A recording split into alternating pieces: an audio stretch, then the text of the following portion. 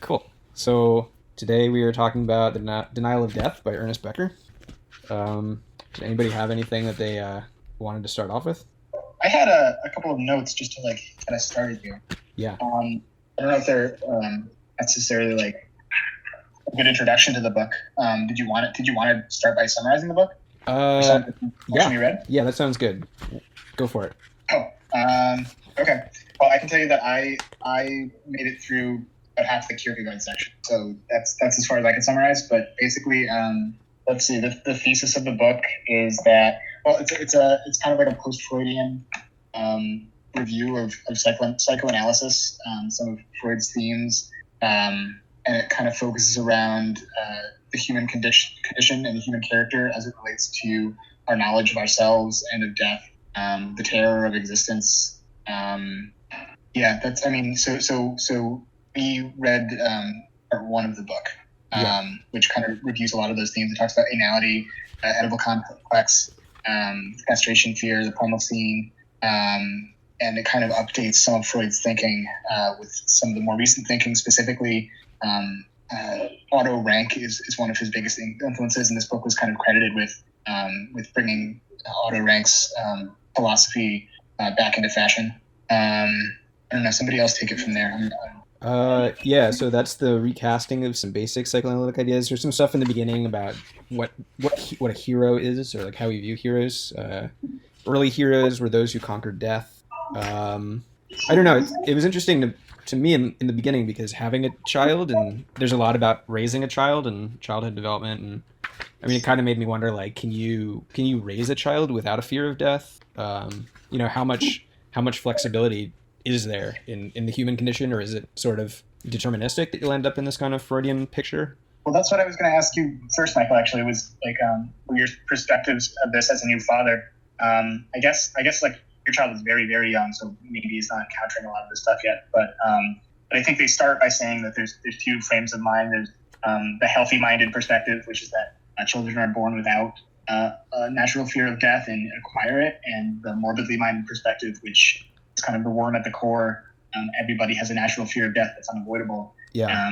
But is the thesis of this book. Like he really just explores that mindset, admits to that, that he's really just looking at it from that perspective. So from his perspective, no, can't really avoid it because it's always there. It's present in all humans, it's part of the natural condition. Yeah, I guess I don't really see how you can say that it's present in something that clearly is not capable of demonstrating it. Like my baby is, all it does is like scream when it's uncomfortable and eat and poop.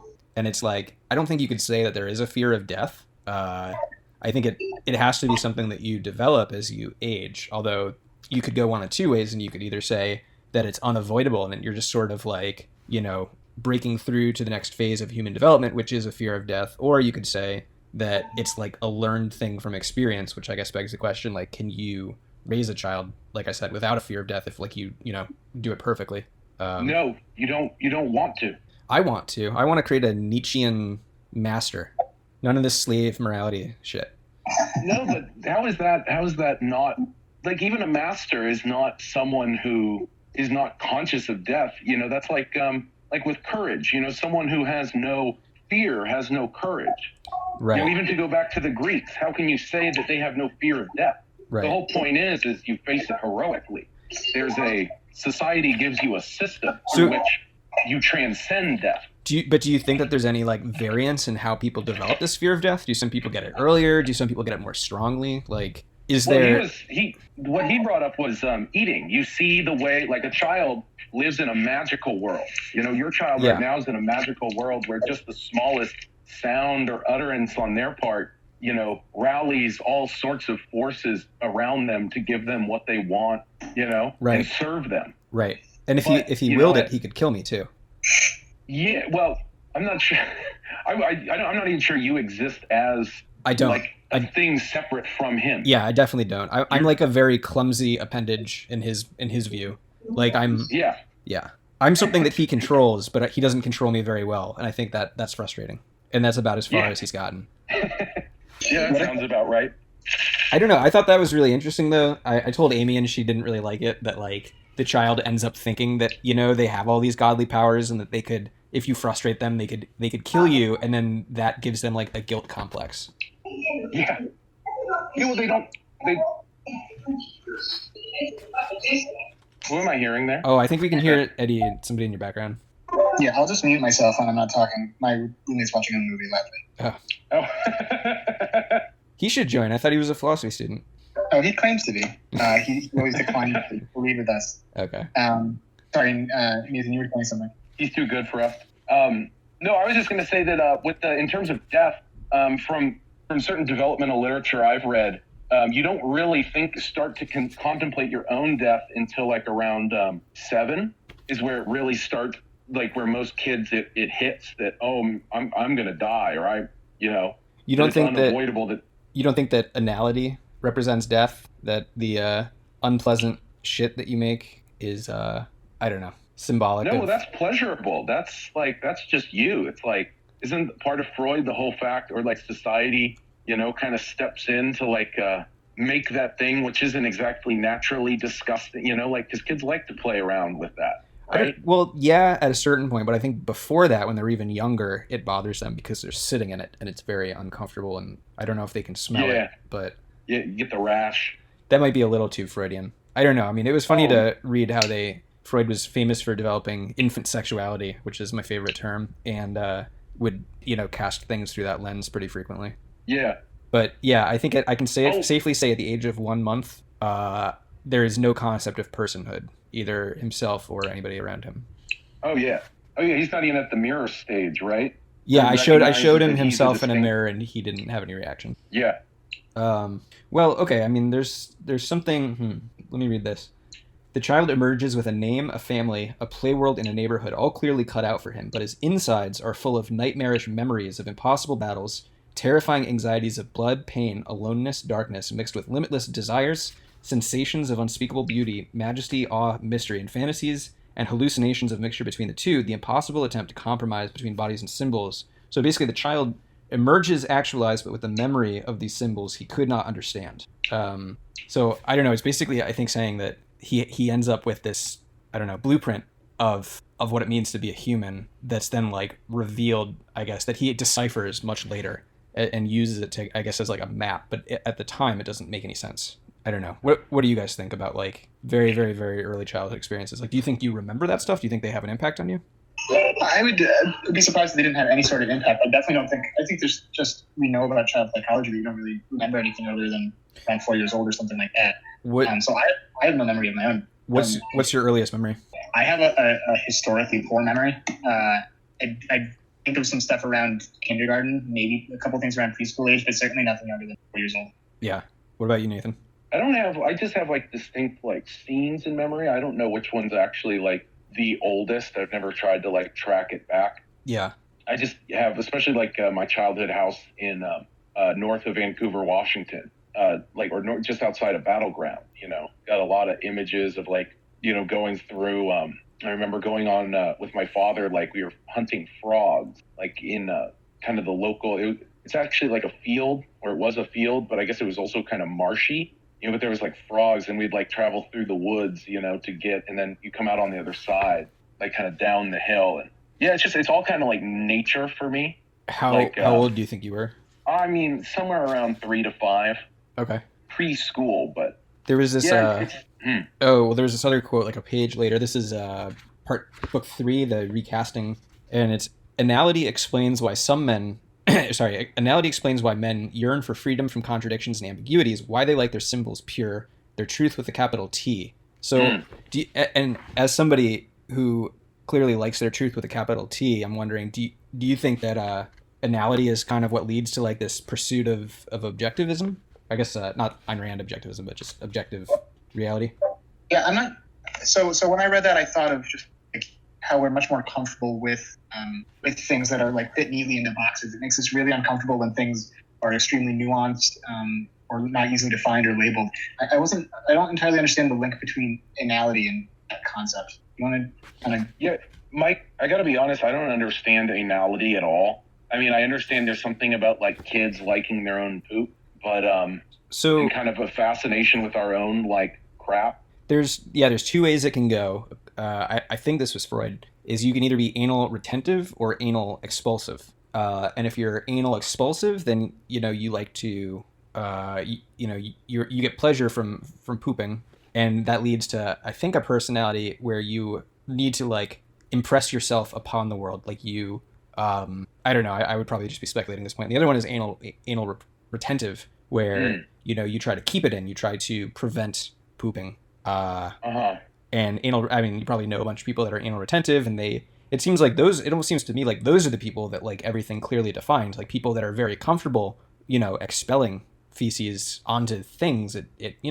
messes them up. It makes things dirty. It breaks down the order. I would think that somebody who is very into anality would, be a lot less concerned with the natural order of things. But yeah, I think that anality is, as he describes it in this book, maybe not as Freud does necessarily, but he's saying that anality is a reminder of your own decay, that you're a god with an anus, or you're a worm and god at the same time, and that anal retentive people try to kind of repress that information and put things in order to keep their own control, to keep their status as a god and not as a worm.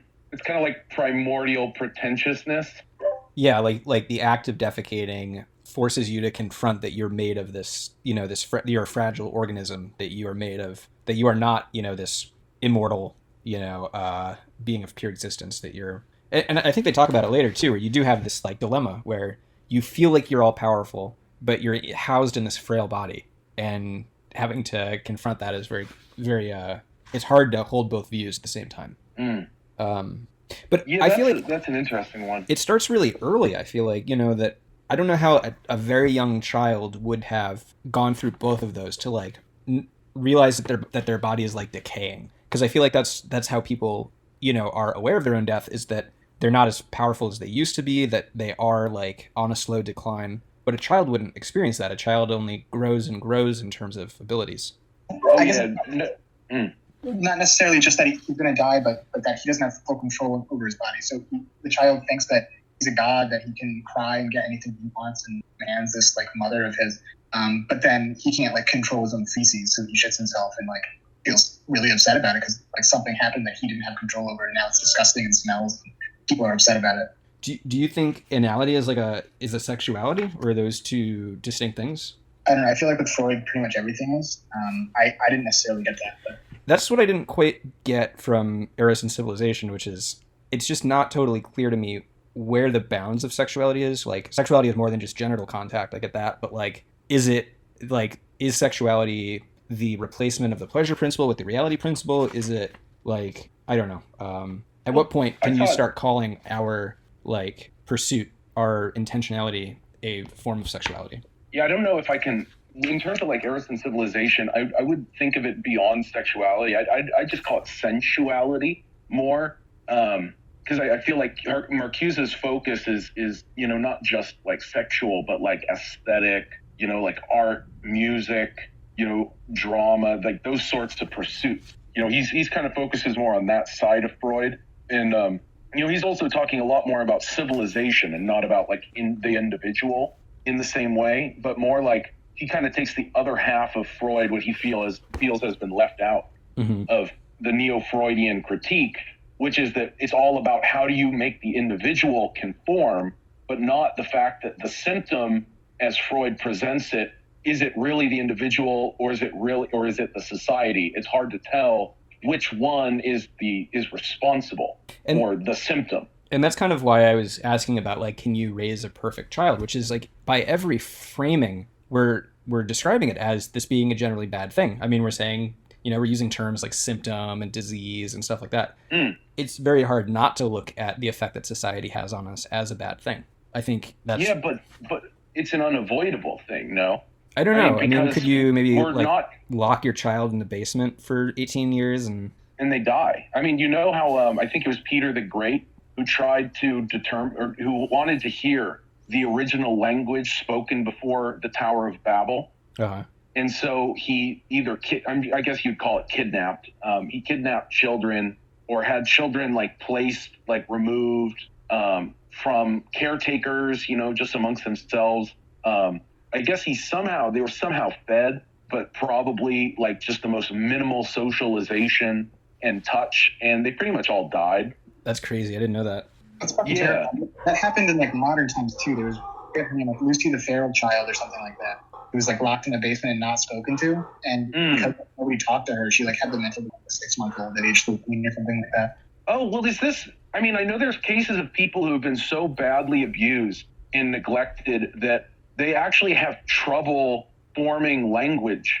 I forget if it's like This American Life or it was some NPR show where they mentioned, or it was a story about a boy who just, he couldn't learn language, or it was like almost impossible because he'd been denied that socialization from such a young age. He was essentially brought up like a dog.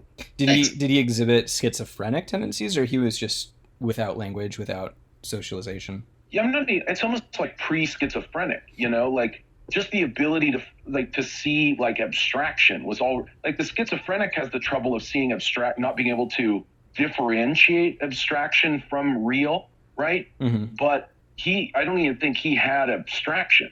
I think he was almost missing that, or it's like, there's some moment in this story where like he kind of got it. He got like a single sort of abstraction. It was like incredibly moving for him. Like he was like led him to tears. It was almost like seeing for the first time. Was he unhappy? Like, was he anxious? Because I feel like what you're describing is like just the natural state of animals, is they just don't have any of these like abstractions that we create. And at least in this book, they're saying animals don't experience anxiety, which I sort of disagree with. They don't experience anxiety, but they do experience fear. Like, I think animal's life is a constant, being jostled around by various fears. I think animals do exhibit anxiety, though. Like, you think about a dog having separation anxiety, and that is a fear of something that is not present, right? Isn't that like what an anxiety is? I think he said dread. Dread was the word he said. Animals don't like dread something forthcoming. And animals do or don't have dread? He said that animals do not have dread. And that's, I guess, what I would disagree with, having had very nervous dogs in the past, is that they do. I don't know. Yeah, well, I think, I wonder if social animals are different. Because in a certain sense, social animals have to have a certain internal model of others. They have to be able to internally represent other animals within themselves, like emotionally. Like you see monkeys, it's hilarious. Some of the monkeys, like you see like two monkeys who can see each other. One pulls the lever, one gets a cucumber, one gets a grape. And you look at like the monkey who got the cucumber and they're just like, what the hell? There's something, they can't just appreciate that they got a lever and got something because they see someone else who did the same thing and got something way better. Is the grape better than the cucumber in this example? I'm having trouble. Oh, way better. Oh, dude, you Google it. It's one of the funniest little 5-second videos you could watch. Yeah, I would rather have the cucumber, but I mean, I think you're lying to yourself. Well, cucumber versus one grape. What's up? He actually talks about this in the book, like about siblings, about the competitive. Yes. Yeah, the narcissism. Yeah, exactly. Like, he got. Yeah. You guys have siblings, right? Yeah. You don't. You don't, right? Oh, I do. Okay, you have a sister? Oh, I definitely do. Oh, dude, I definitely do. Oh, yeah, sibling socialization is a very funny thing in hindsight. Yeah, I've got a younger sister, 3 years. Okay. Yeah, I mean, it's like they're both competing for the parents' attention. It's not even that. Like, that's the funny thing. Like, the parents' attention at a certain point is just like doesn't even matter. It's more like whatever is perceived as good. You want them, like, at least for me and my sister, it was always like whatever like edible treats there were. That's where all the conflict is, or just different treatment. Because I was the first one, like I couldn't watch R movies before like a certain age. But as soon as I could do something, like my sister was able to too, like the parents didn't try to like keep the same age. So she essentially got things 3 years earlier than I did. And for a while that really pissed me off.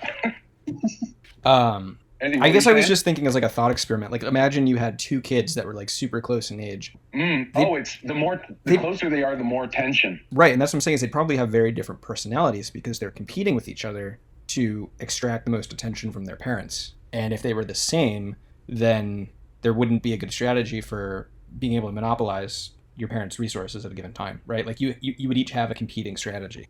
Well, yeah, I'm just not even sure it's a specific, like, it's utility. It's I don't think it's a utility function like that. I think it's just literally, if you both acted the same, you wouldn't know you. Like, it's like Freud talks about the narcissism of near difference. Like, the closer you are, the more you have to be different, just for the sake of you being you.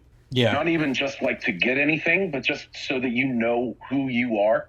I think I brought up I re-listened to David Graeber. He brought up I think it's something in anthropology they call rejection. How, like, you see a lot of different tribes, like the two biggest tribes, I think, in Alaska, like the Inuit and the Algonquin, like one of which uses snowshoes, the other uses kayaks. But, like, the one who uses kayaks will not use snowshoes. The one who uses snowshoes will not use kayak. Yeah, like they have to differentiate. Yeah. It's like they identify themselves based on what they do not do, not based on, like, a positive thing. That's kind of matches up with my theory for how we perceive each other, where, like, the first thing we look for when we see somebody new is we look for defects. We don't look for what the person looks like. We look for, like, what they don't look like, and that's what, like, we notice is this person is short. This person is way too tall, or whatever, and that's how we get a sense of the person, which is actually kind of funny, because then the people that we praise the most are the ones that we can perceive the least, right? Like, the best looking people, it's just that they don't have anything visibly wrong with them. And we probably, like, for the longest time, I could not understand why people found, like, John Hamm attractive, because he just looked like a normal person to me. And I discovered later on that, like, people love him. John Hamm? I don't know, just, some actor who looks like an actor. I don't know. It's like John, the Madman. The Madman. Don Draper. Right, but that's kind of how it is for, like, all the Hollywood actors. I feel like, is they just look normal to me. Like, they don't. But I guess people love normal, right? Like, much more than they love distinct. Not so much normal comedians. Attractiveness. Right. I don't know. I think that the thinking is that the closer you are to, like, the mean of like brow size and cheek level and like lip size and stuff like that, that's the standard of beauty, because it's closer to, like, the human mean. It's like what humans are supposed to look like. So the most beautiful people are the people that fall, like, in, like, average for, like, lengths and certain parts of their body. But it's abnormal to be, like, perfectly within the human mean. Most, like, normal people have some sort of eccentricity or defect in some way. Mm-hmm. Which is kind of crazy, because if there was ever any evolutionary pressure, people who are average would probably not do all that well, right? I mean, it's people who are specialized in whatever this weird selective force would be that would survive the most readily. Sure, yeah. I just need to find some sort of selective event that, like, chooses for short people, and I'm golden. Yeah, like I don't know, some, like, limbo game with the devil or something. Yeah. I was looking at there's some like aggregation of like the average features for each ethnicity in the world or something like that, or each nationality. So I had, like, thousands of pictures of American men and women, Chinese, Indian, and all, like, the average people were, like, very normal looking, but, like, very beautiful. Just like the average, like, the mean of all the features of these pictures that they found. That makes no sense to me from, like, a biological perspective. I mean, what it shows is that, like, that we're not looking for the most adaptive specimen. We're looking for the most conforming specimen, which is actually really sad if you think about it, because the most conforming. What has been adapted to, like, thousands of years of evolution. Like, that's what it worked so far, is what the current average is. Right. No, I guess that's true. And people who are remarkable in some sort of well-adapted way do much better. So, like, somebody who, looks like John Hamm but can bench press 500 pounds is probably going to do even better. Maybe. Yes, or can speak well. Right. I was thinking, not to steer us away from this, but I was thinking, Michael, on what you were saying about, like, molding your child in, like, a Nietzschean way, the rejection of all cultural values and stuff, and how Nietzsche's value of like reevaluating all cultural values is interpreted in this book as, like, terrifying. Like, the people that are reborn and have rejected all of these characterizations that they've used as defenses against the terror of reality, like, are now just like sobbing and I don't know. It paints a very ugly picture of, like, the Nietzschean value of rebirth. Well, because if you're reborn, then you've gotten rid of all your adaptive mechanisms, right? Like, you are back to a depersonalized, back to a dependent, back to a unindividuated, feeding machine. Well, no. See, but Nietzsche's against, like, it's the difference between his Superman and put in contrast with like the last man, which is kind of what we are, in our just kind of comfortable lives, like is precisely that heroicism, like that. I don't think the Superman is against or the Ubermensch, the overman, let's say. I don't think it's against the idea of this book. It's actually rather the idea of this book. How do you take on your own heroic project? Well, I mean, he sort of denigrates it when Freud did comfortable. it. I don't know. I mean, I know I didn't read the Freud part, but it really did make the whole Oedipal project sound pretty dismal. And like, you can sort of reduce somebody's pursuit of becoming a god to a very, if you approach it in Freudian terms, to being a very explainable and, superficial pursuit. Like, I didn't really get the sense that in his view, Freud was particularly admirable. I don't know. Yeah, I guess you... Go ahead, Nathan, sorry. Oh, I was going to say, I guess Eddie didn't get to the Freud chapter, where he kind of talks about psychoanalysis as being Freud's attempt at immortality. Right. And, where Freud was trying to make his mark, on the history of thought in psychology, with psychoanalysis, and how he, there was a few times in his life where he had these fainting spells, largely due to, Carl Jung, kind of hinting at or kind of implying to him that, he's going to be replaced, or, his successors are going to forget about him. Yeah. But I don't know. I feel like as somebody who pursues, I feel like that really rung true with me. Like, I would like to be remembered. Yeah. I would like to sort of be immortalized for having done something, hopefully better than like, shooting up a church or something. But I don't know. I mean, I guess that was all I was going to say. Is like that. I was surprised at how broadly applicable that was. I felt like that was a pretty rare thing, is that people really did want to live on after their death. But it sounds like it's maybe more common than I thought. Did they address immortality projects in this section? A little bit. I mean, they talk about the Oedipal project, which is, trying to become your own father, become a god, and sort of how Freud's Oedipal project was, becoming famous as like this father of psychoanalysis, and this was his, immortality project that he was undertaking.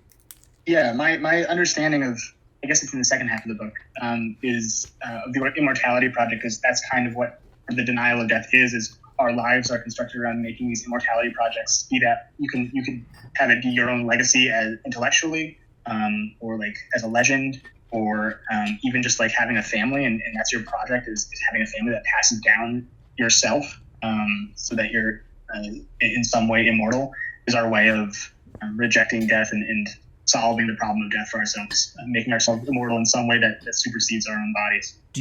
Is that not like misguided pursuit though? Like, do you know any of your ancestors? Like, are any of them remembered? I don't know any of my ancestors past my great grandparents. Like, no, I would say the vast majority of people are not remembered, and everybody's destined to at some point be not remembered. Even Right. like the most famous people will.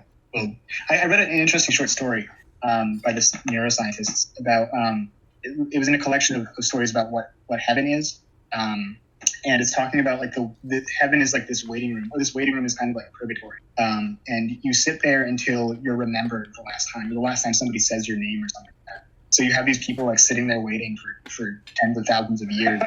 But how do they know that in 10,001 years their name won't be said? Also, you just like kind of disappear from the room when it's the official last time. It's some kind of like unction. Okay. Of course, like removes you from the room. But some people are taken out after 5 or 10 years or something like that. What was the other thing? That some people are like go one after another or something like that, because they were like part of like two people that only remembered each other or something, or only said each other's names. They had no other relatives. I don't know. It was very interesting. Well, there's this. Oh, sorry. Oh, that was it. I was gonna say there's this quote that's like there's 3 kinds of you die 3 times. The first time when the life leaves your body, the second time when they lower your body into earth, and the third time at some point in the very distant future when somebody says your name for the very last time. That's really like fun and poetic to think of, but to answer your question, I do think it's like ersatz in some way. Like I don't know. I won't have any consciousness of my own immortality after I'm dead, so it doesn't really concern me that much. Right. Like at an intellectual level, I should say. But I think like most of my actions are motivated by trying to make my life as like big and like impressive, at least to myself, as possible. But wouldn't then the notion that you will live on after your death in like a Wikipedia article or your grandchildren or something like that, would that work for that goal? I think it would excite me like personally, but if I'm thinking about it like at an existential level, like that it's meaningless. Like I won't know enough to care. Like, well, do you think that leads to like anxiety, where if you are like openly pursuing immortality like Freud would do, then having to confront the reality that your immortality is, really just temporary? Yeah, I think it kind of ruins your project almost to have that perception in mind. Well, you guys know the Ozymandias poem? Yeah, hear my name. What was it? Oh mighty. Look upon my works, ye mighty in despair, in an empty desert. Like there's just a rock. Worked out pretty well for him. Yeah, but no, there's a limit. But I was going to say, it is interesting. I'm not sure if you guys have seen Coco. No, I saw half of it. You only saw half of it? I didn't like it. Oh, fuck off, Mike. Oh, it's such a good movie. That was like the Mexican man. Day of the Dead one? Yeah. I got to rewatch it then. Oh, it's so good. But it's the ancestor worship. It's not the afterlife is a real happening place. It's not just some boring waiting room. I think because they're keeping them around because they would keep worshiping them. Yeah, well, no, they it's almost like in Chinese culture. You also have this incredible interrelationship between the dead and the living. Like the dead aren't just like, in a certain sense, you kind of have to appease the dead. Like they're almost more of like a menace. Like that if you don't like keep them happy, they'll like fuck with you. But if you do like bury them in a good spot, it'll bring luck upon your entire family. Mm-hmm. But now is it? Do they bury? I just mean Coco. Coco's like the afterlife's a fucking party. Yeah. Like it's really what's sad is I feel like our heaven, our imaginations in America and like most of the Western culture is, it's just kind of like a stale waiting room, but I feel like that's more our imagination's problem than it is the idea that, we might exist later, like after death, we might continue in some way.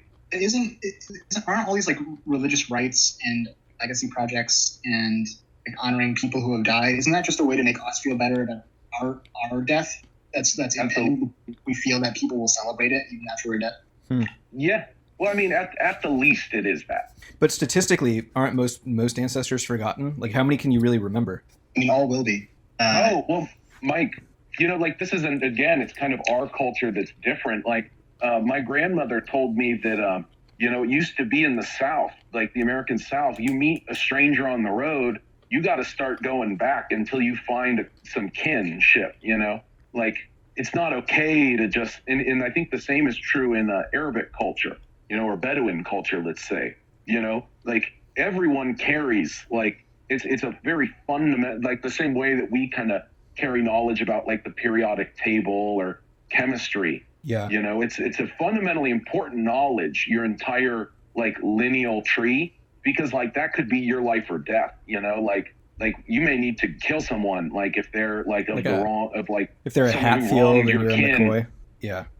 I mean that's the obvious example, or the most famous American example. But yeah, like you need most people did know this, because that was an important part of their culture, in the sense of that your life is not just some transitory thing. I bet it was replaced by immigrants, because as a grandchild of immigrants, I have even no personal like familial good feelings towards any of my ancestors. Like I don't even think about them. It literally doesn't weigh on my mind at all. But I can. Yeah, well, that is kind of our modern American culture is very much a result of that. I just think about how much like the fact that we kind of don't even remember the fact that we killed like millions of people to like live where we are, is kind of like partly there's so many recent immigrants who didn't have to, and so it's not part of their story. Their American story starts at like Ellis Island, Yeah. And that's true for like one half of my tree, which is like my mom's side. But then if you look at my dad's side, it's like, oh no, it goes back to the revolution and before. Yeah.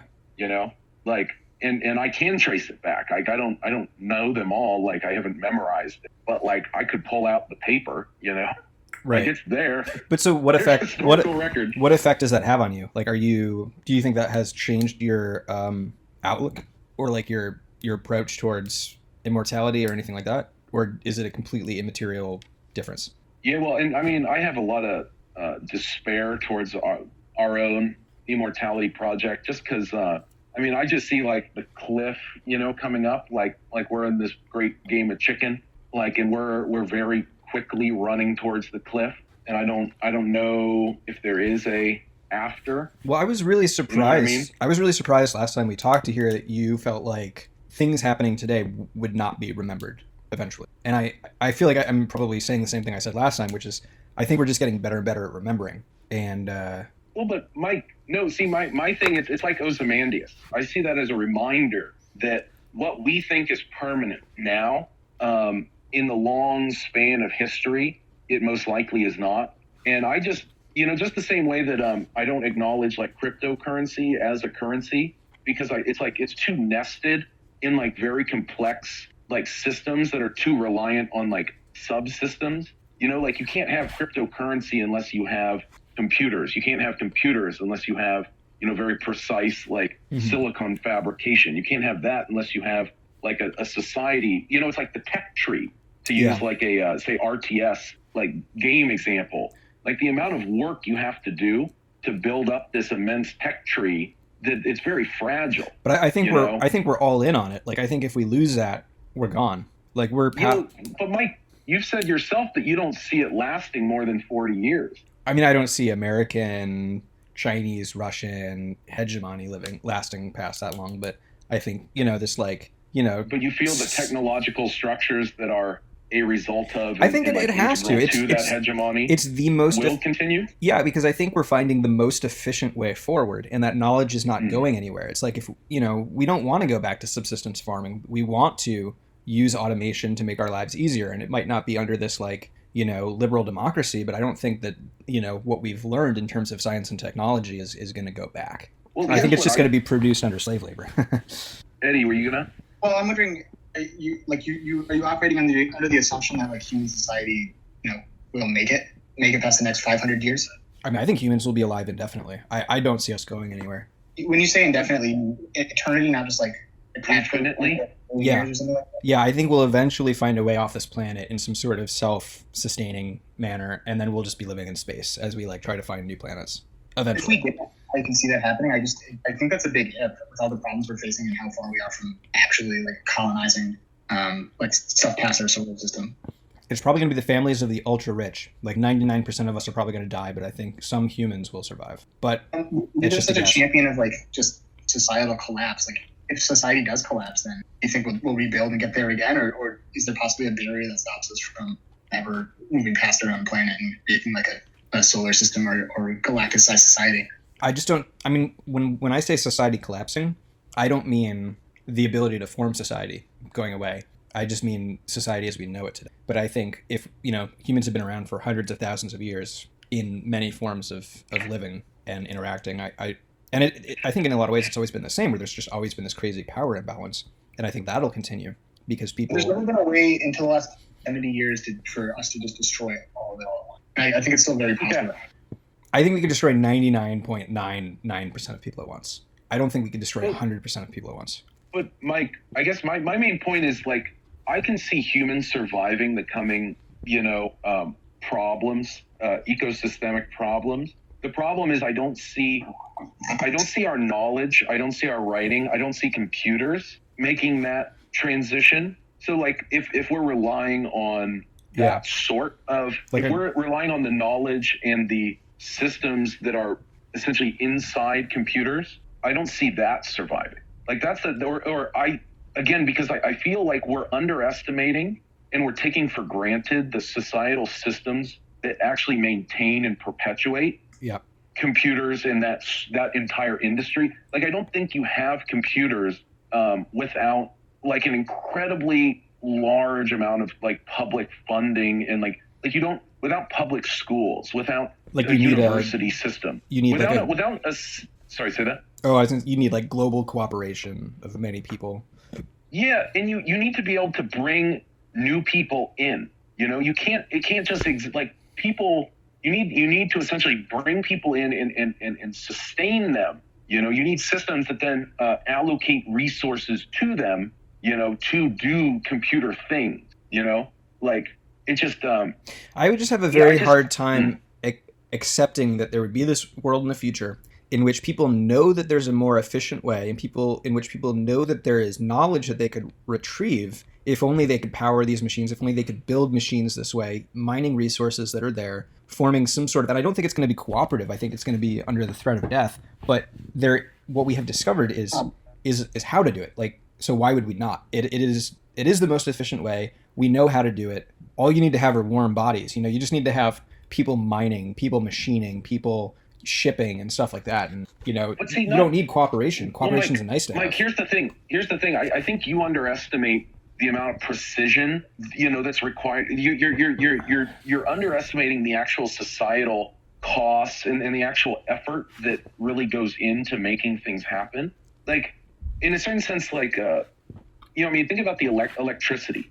Just there's an army of people working every day, like trimming trees, repairing lines, like ensuring that things actually keep going the way they go on. Right. Like even like if you look at our body as kind of a metaphor, like so much of our energy is just maintenance. It's just literally keeping the pattern the way it is. But like even then, like that can only be kept for so long before you need to like, essentially recreate your organization in an entirely new being. But don't you think it can be done by force, under threat of death or penalty of? Well, it can, but then again, I just wonder at that point. Well, like, are we going to essentially erect I could see, okay, let's say like a fascist sort of religion where like we subjugate and enslave people into like the subservience of like the machines. Yeah. But then it's like the machines for what sake? Like right now, the reason why we use computers is because like we can do things with them. They facilitate a certain sort of communication between other people. They're not like, we don't use computers because it's like a universal good that we use computers. Mm-hmm. Like it's only because it serves, a certain way of social organization, but then it kind of becomes like a compounding issue where, in a certain way, we're kind of suffering the how do you call it? The benefit, or we got all the goods. So now we can watch we can read all the books. We can watch all the television, right. I feel like what you're describing all is the content, but then there's the downside to that, which is like, how can you learn and do new things and better yourself outside of that if you just need to spend all your time learning these old media forms, studying and going over all of history's like writings and movies and music and I don't know. I mean, as a thought experiment, imagine replacing all of the voluntary labor that goes on today with involuntary labor, and imagine that there is like a class at the top which dictates production. It's a command economy of the bare minimum required for coordination of large scale production. So if you want to harvest tons and tons of crops, you're going to need drones, computers, farm equipment, stuff like that. You don't need 12 different file types. You don't need, 90% of the media and technology that we have today. But there is a certain amount that you would require. And I think we would probably scale down to that. And that would be the most efficient way of sustaining this large slave population, which we would need in order to keep them alive. Like we would need to be doing things efficiently. I don't know. I'm just speculating and talking out of my ass.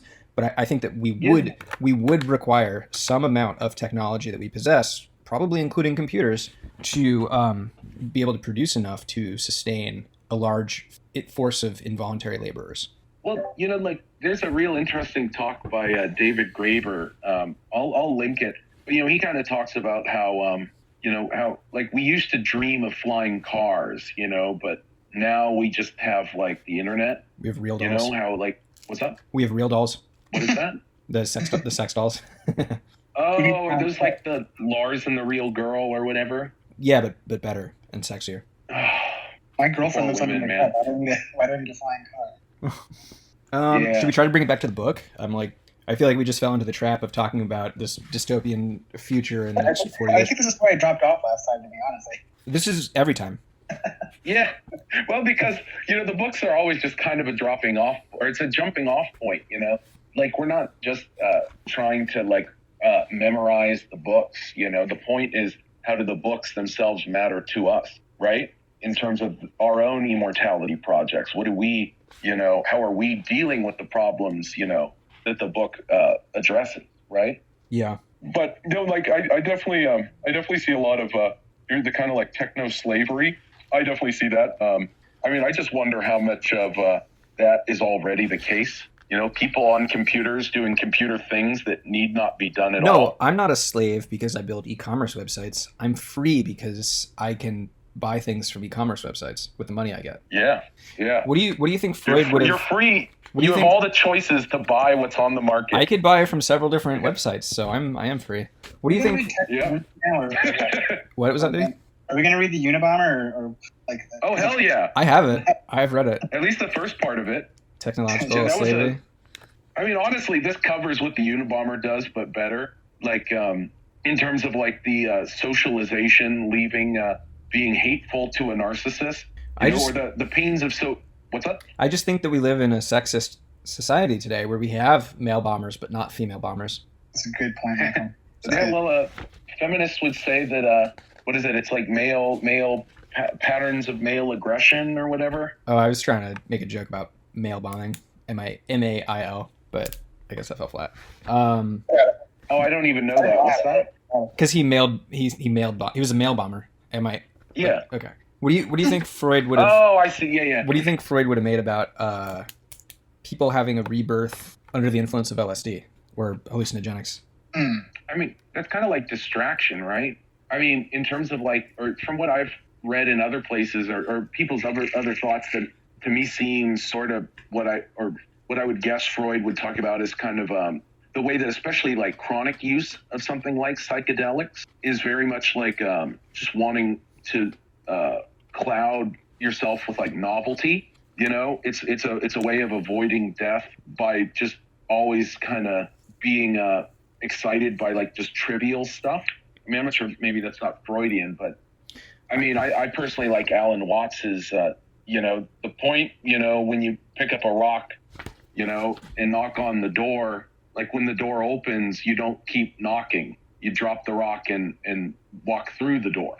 Who knocks on a door with a rock? This is kind of like a Zen, not koan, it's like the idea is, the tool that you use to knock, or to make a loud sound so that someone opens the door for you.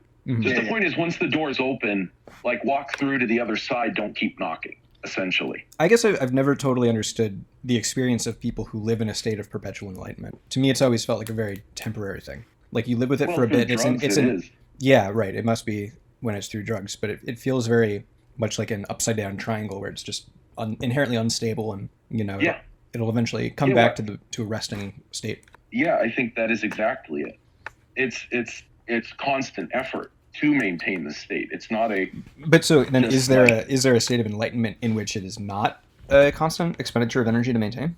I don't think so. Well, I was listening to Michael Pollan talk about enlightenment through psychedelics and enlightenment as traditionally understood through like Buddhist thought, and how it's really just like moving, creating new neural pathways and kind of moving the different parts of the brain that generally you don't experience in conscious reality.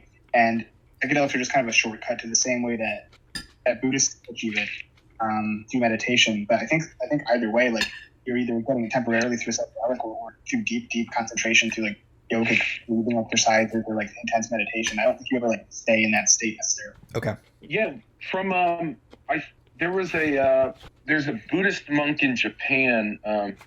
His idea was it's almost like constant suffering. It's not like one way to facilitate that sort of enlightenment or peacefulness is to like exert, like to struggle in like certain like ascetic practices. I'll have to see if I can find. There was a New Yorker article about him. It was kind of about suicide and like depressed people and how so often they're just like caught in their own this like weird sort of dark narcissism. Uh-huh. But if you but like one thing, like when I was at a Buddhist temple in Korea for like a week, like one thing about it that was really kind of frustrating for me, it was just you're constantly on this like schedule, and it's like and it doesn't really leave you enough time for like a full, like comfortable night's sleep. But then you go from like, so you get like maybe 6 hours, maybe less, I forget. But then you get up real early. You like run up the mountain to get to like morning prayer. You kind of finish that. Then you go and do like qigong. Then you go and do like stretching. And it was just like there's like a regimentation that kind of fills up all your time. And it always kind of keeps you like on edge, like you're never fully like relaxed. But I think that there's the point that they're trying to do is through that it kind of forces you to find like somewhere in there to like relax yourself, or god damn, I don't know how to describe it. I ran away. I was like, okay, I've had enough. But how did you end up there? That's interesting. Did you like sign up and then go to Korea, or you just kind of stumbled into the program? Oh, so I was traveling in Korea anyways, and they've got a temple stay program. I forget the exact temple. I think Bulguksa, maybe, or no, maybe that's it. That's really cool. That's interesting. Oh yeah, but yeah, there's only 2 of the temples that allow individual visitors. But like a Groupon or something for the temples. Yeah, well, some of them they essentially demand you come as a group. Okay. Just tell them you're traveling with all your ancestors. I gotta be honest, I definitely recommend it.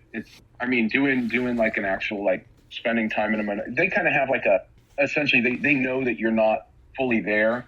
Yeah. But, so they kind of have a way of like dealing with you. Yeah, I always thought that India was the place to go for that, but I guess I didn't realize they had that. And I guess it makes sense. Korea or Japan or China, they have that kind of stuff. Yeah, India. I wouldn't trust India. I don't know. India's a little far out for me. Just in terms, they're just like, oh man, you just read about all these kind of Indian holy men. They all just kind of seem like grifters to me. Sure. I mean, if you buy Alan Watts' sort of thing, the point is they're grifting you until you realize that like they don't like you have everything already. Like that's the point. Is that they're grifting you for your own good. Thank you. It sounds like sounds like a no, go ahead. No. Getting back to the text, there were a couple of things I wanted to bring up. I guess I brought up Rebirth because there were a couple of interesting things on it where, to you, at least to me, Rebirth kind of makes me feel like you're having a second experience as a child, only this time you have certain things with you already. Like when you are reborn, you still have language, right? And you still have all of the baggage and opinions that come with language, right? Like, within your language what? Wait, are we talking samsara? We're talking like reincarnation? I'm talking... Ernest Becker, right? Yeah, I'm talking about rebirth in the context of what does it mean to be born again for man? It means for the first time to be subjected to the terrifying paradox of the human condition, since one must be born not as a god, but as a man, or a godworm, or a god who shits. It's less that you're born with more things. It's that you're born with all the same things you always had, but you have those, like, we talked about those 4 layers that we use to disguise our fear of death. And once you're reborn, those are all stripped away, and you just have your wormness, or your anality. Right, but you have more than that, though, right? Like, when you are reborn, you're still reborn as, maybe without the opinions of an adult, but with the tools. But I guess my point is that the tools that you have carry opinions with them, right? Like, if you're reborn with the English language, you're still going to have certain opinions about how the world works. Like, let's say you're Spanish, and I don't fully understand how this manifests psychologically, but they have like a gendered language where everything has a gender, right? So if you are reborn in the Spanish language, you're still going to have this view of everything as having a male or a female gender. You can't escape, the constraints, I guess, that language carries, and that part is what shapes our experience as humans, I guess. It's like, maybe sort of like a linguistic determinism kind of thing where what does being reborn even give you if you're still going to be using the same tools that you had been using before? I have a couple questions. I know you just gave that as an example, but I'm just curious, like, is that something that's been studied? Do people that speak Spanish really like see shirts as female and remember any Spanish, but like shoes as male? Or isn't the word gender originally applied to like the forms of words, and then because word forms for like male and female things like breasts or dresses and stuff like that, so typically align themselves with certain genders, like the first or second gender in a language. That's where our term for gender, meaning like human sex, came from. I think gender originally means just related to language. Yeah, that makes sense. I don't think people associate a shirt with being feminine. But I understand. And I guess like whenever I read this kind of stuff about rebirth or like Nietzschean rebirth, that kind of stuff, like what form, like practically, does that actually look like? Is it you having a psychotic break? Is that what rebirth is? Or I need to like be able to picture of what a human's rebirth means. Exactly. I can't distinguish between what a rebirth would look like versus just like a change in perspective would look like. Yeah, it seems like an epiphany would be the closest thing. Yeah. I can't imagine having an epiphany. It seems like a psychotic break to just see myself as like an object in the world, or an object in the world, and to have lost all of my character and like a complete ego death. Yeah, exactly. That seems like a psychotic incident. Well, Eddie, think about when you like in terms of character. Think about like the idea of being a character in like a play or a drama. You know, like I've heard Nietzsche's Death of God.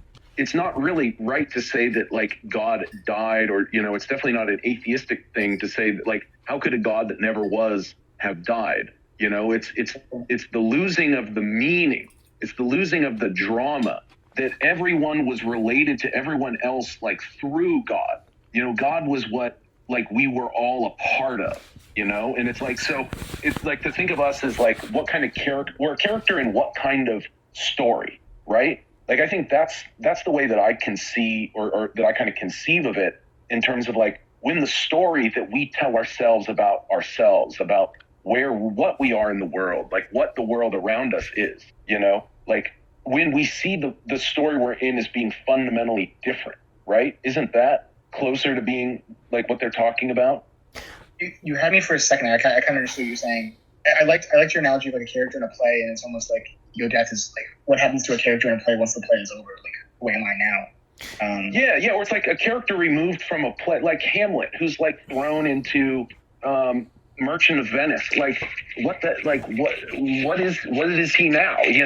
Right? Like, I mean, I just think about that Shakespeare. All of us are characters with our entrances and exits. But I think that ego death is so temporary at that point, because you immediately have to figure it out. Like, let's say you take drugs and you have this crazy revelation that nothing is anything, and all these boundaries we draw between atoms are completely subjective, and then somebody is bagging your groceries and they say paper or plastic, and you come back to Earth and you have to rematerialize and make decisions, and all of a sudden you've been not just reborn, but you've been foisted back into being an adult immediately. And the whole idea of a rebirth, of this like return to a childlike state of wonder, is so temporary that it's almost not even worth calling it anything. That it's really a temporary gap in between adulthood. That you've just taken a short break from being an adult. Well, here's what I'd say is the idea that you're saying you're taking a break from being an adult. I'd say that's not rebirth at all. I'd say you just reconstructed, or you're just like, I think the idea is I'm an adult, but now I'm not. Now I don't know what I am. I used to be able to. Right, but how long can you sustain that for?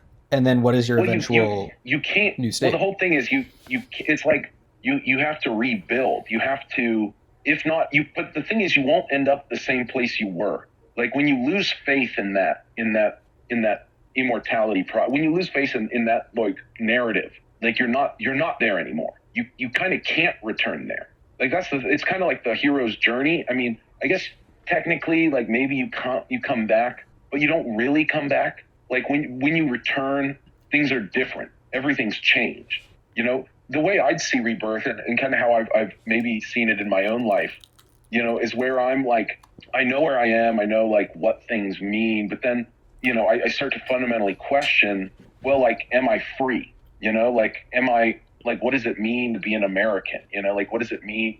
Like there's more fundamental issues of like, what, I mean, I think you can see this maybe more clearly with like, like our political like dichotomy now between like left and right.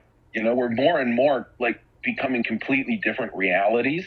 It's not just, we're both American, but we vote or like believe in different things on like some common platform. So you're saying you But now- adopted a totally new paradigm, a totally new Yeah. way of defining A and B. Yes, yeah, like the symbolic constellation is entirely different. But I don't think that's rebirth. I mean, I guess I just don't know what rebirth is. I mean, to me, again, that's like having an epiphany and looking at things differently. But Well, that doesn't I guess seem to me like you haven't stopped thinking about A and B. You haven't gone back to a point where A and B don't exist.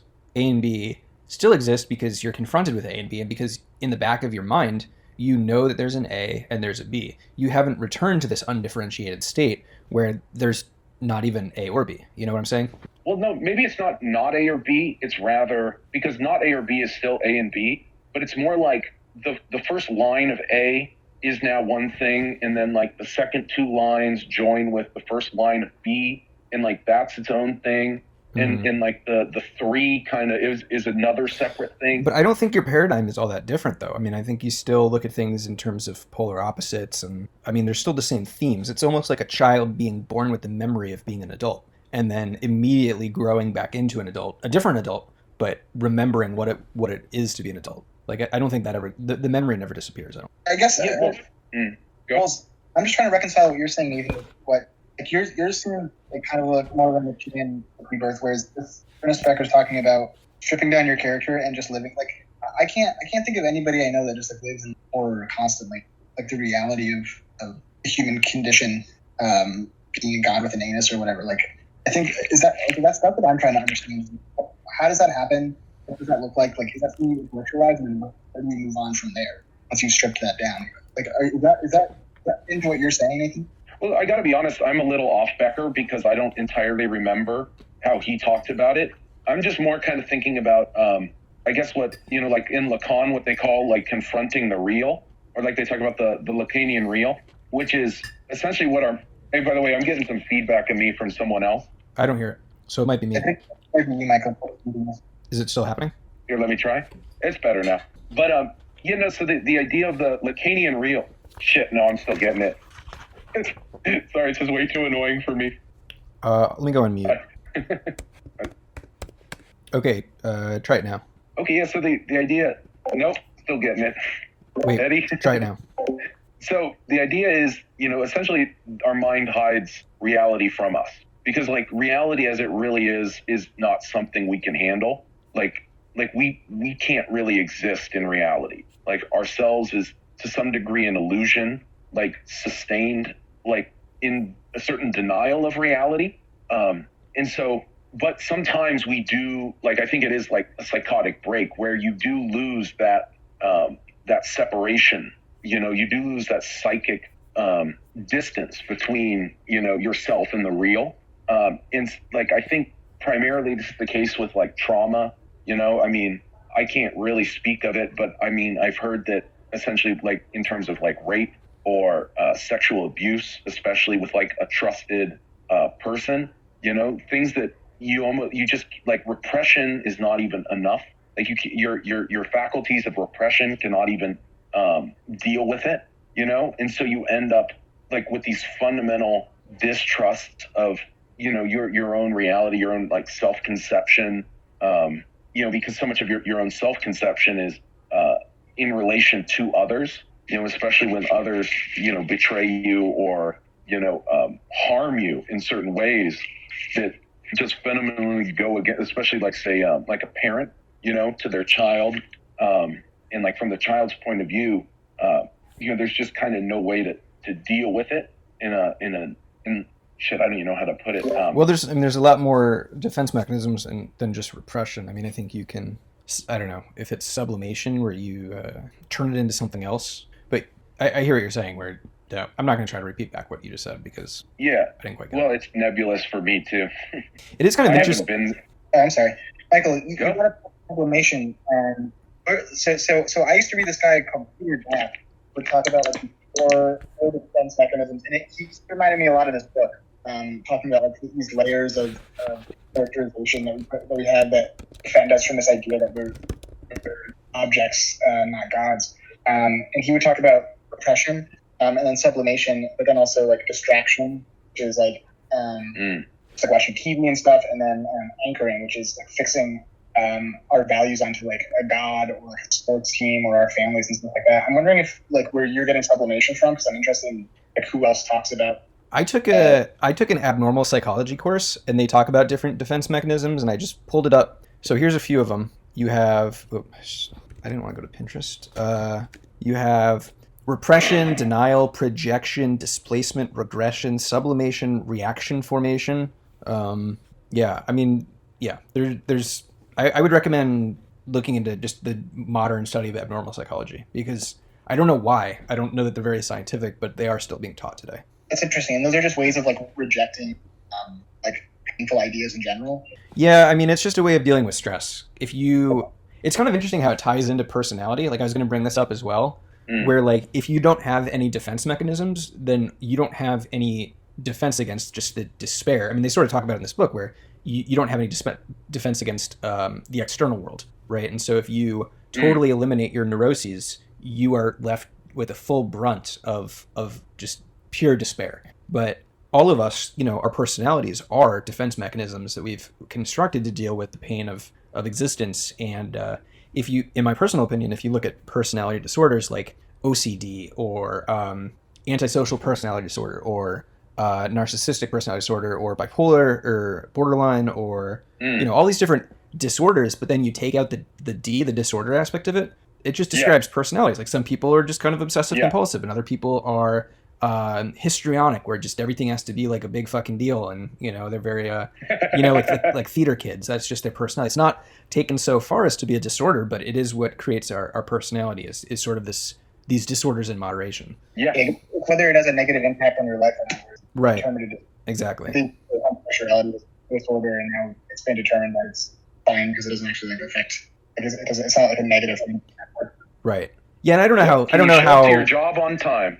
Yeah, exactly. And I think we all borrow from some of them. Like I forget if I was talking to you guys about how here's a good. I don't think I've told you is I kind of have this. Sometimes I'm a very superstitious thinker. Like I'm very much not religious, but at the same time, I mean I'm a little bit superstitious. Where like, all right, so about 4 years ago, when I first started noticing that I was losing my hair, I don't even know how I worked it out. But I came to the conclusion that I would hold off on it. I would hold off on shaving my head for as long as possible. But the deal that I struck with myself is that I had to do it before I had a kid. And 3 days before Amy gave birth, I shaved my head. Did you? Yeah. I'm not like it didn't go totally down to the skin, but I do have a shaved head right now. Yeah. So I mean, I did it. I struck a completely irrational bargain, and I followed through on it because my fear was if I didn't, we'd have this unhealthy baby. And again, really? I don't even think it's that uncommon a way of thinking, but it is. I don't think it either. It sounds really unlikely. Yeah.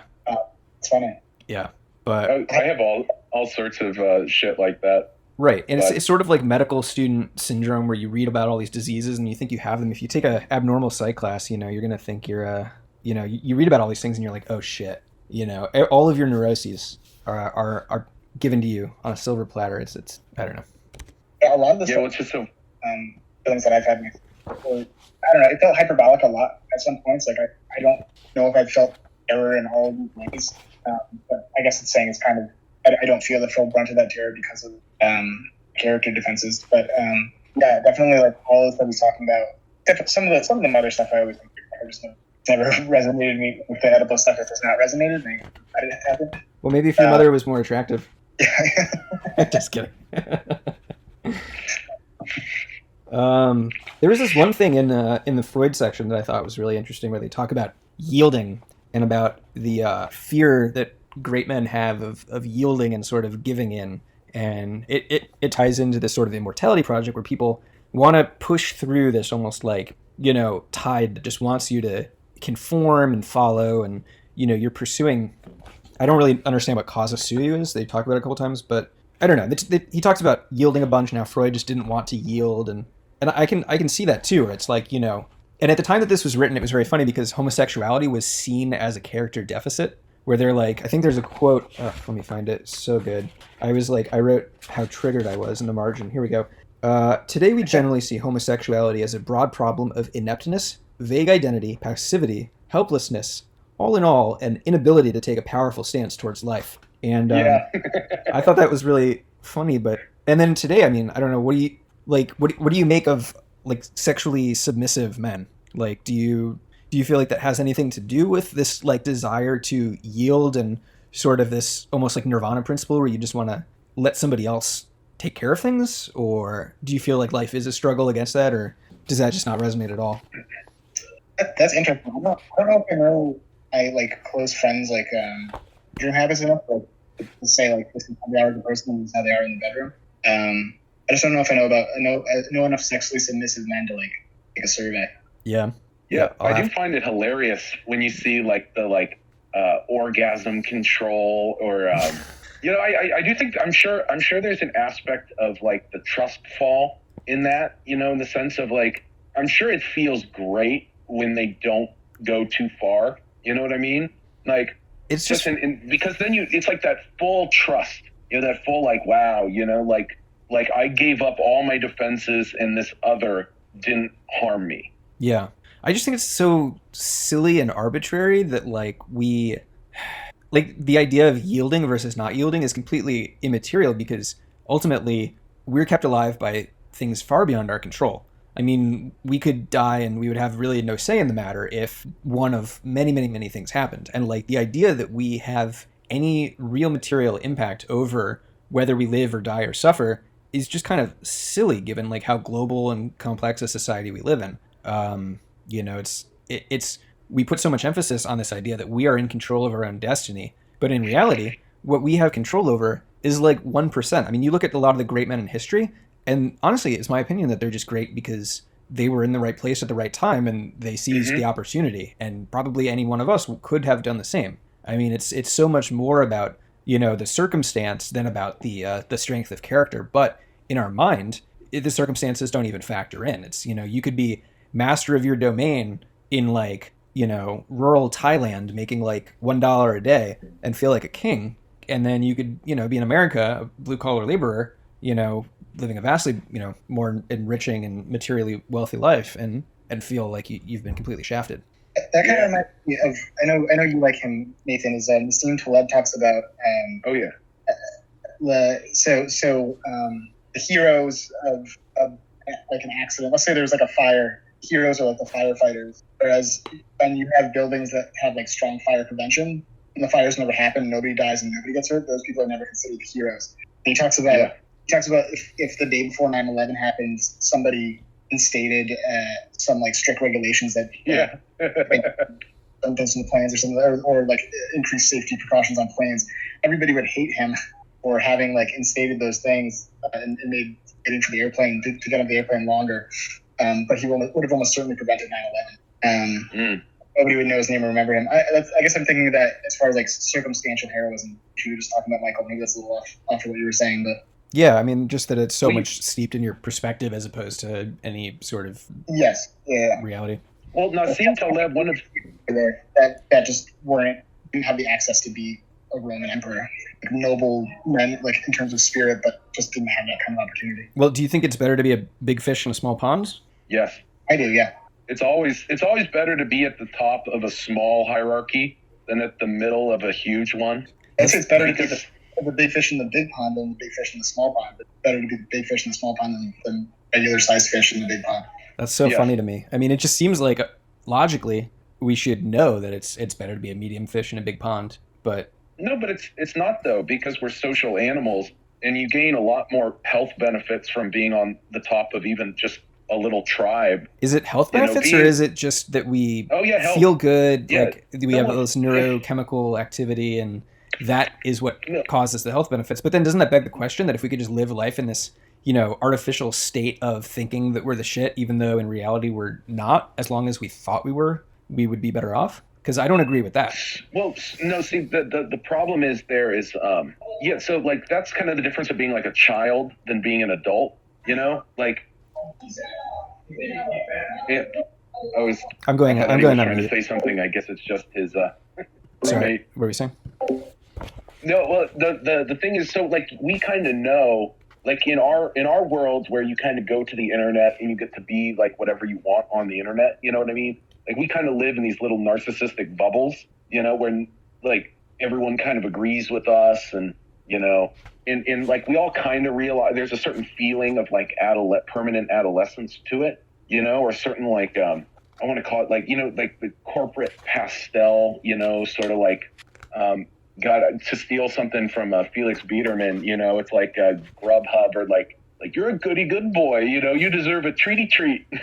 Like the kind of like, you know, our corporate messaging is kind of infantilizing to us, you know, so in a certain sense, we live in this perfect like Oedipal situation where like, if we want something, like we can just call it up and like, it'll come to us, you know, but we also kind of realize that, you know, that's not what we really want. Like that our options are incredibly limited in that, like to be able to live that way where you have the kind of material, whatever, you also have to be alienated to be that way. What I was going to say about being like social hierarchies, like Sapolsky, I think in his book, I think it was Behave, you know, he talks about one, like there's a certain kind of continuum of like the stress response. Some people don't get as stressed, but certain people get like really stressed. But like one thing that's always great to relieve stress is to like beat on someone below you.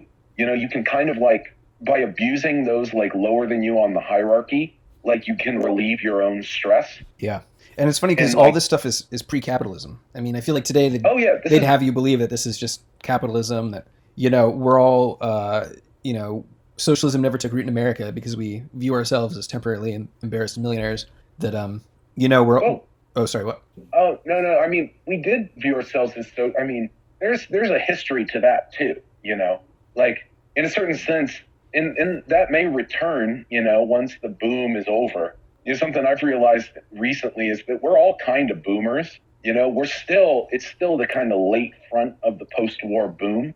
Where we still like, the American we're still dream. just like spring chickens, you know, in a larger span of history. You know, we're still living in like the American, like imperial, like economic hegemony, where we get to print the world reserve currency, but also have to be the consumer of last resort. You know, like, how long that will last, or like, I don't know, how long we can be appeased is hard to say, you know, but like people will organize again. Yeah, I guess my point is that like a lot of the complaints that people levy against capitalism, exploitation, and that we're deceiving ourselves, and that, like you're saying, you know, we really get off on, you know, not that we have any certain objective amount, but just that we have more than other people, or that other people are suffering rather than us, or sort of like how they talk about in the book, how people go off to war, not, you know, because they think they think the person next to them is going to die, not them. You know, and that stuff is just fundamental to human nature. That's not really tied to any sort of economic system.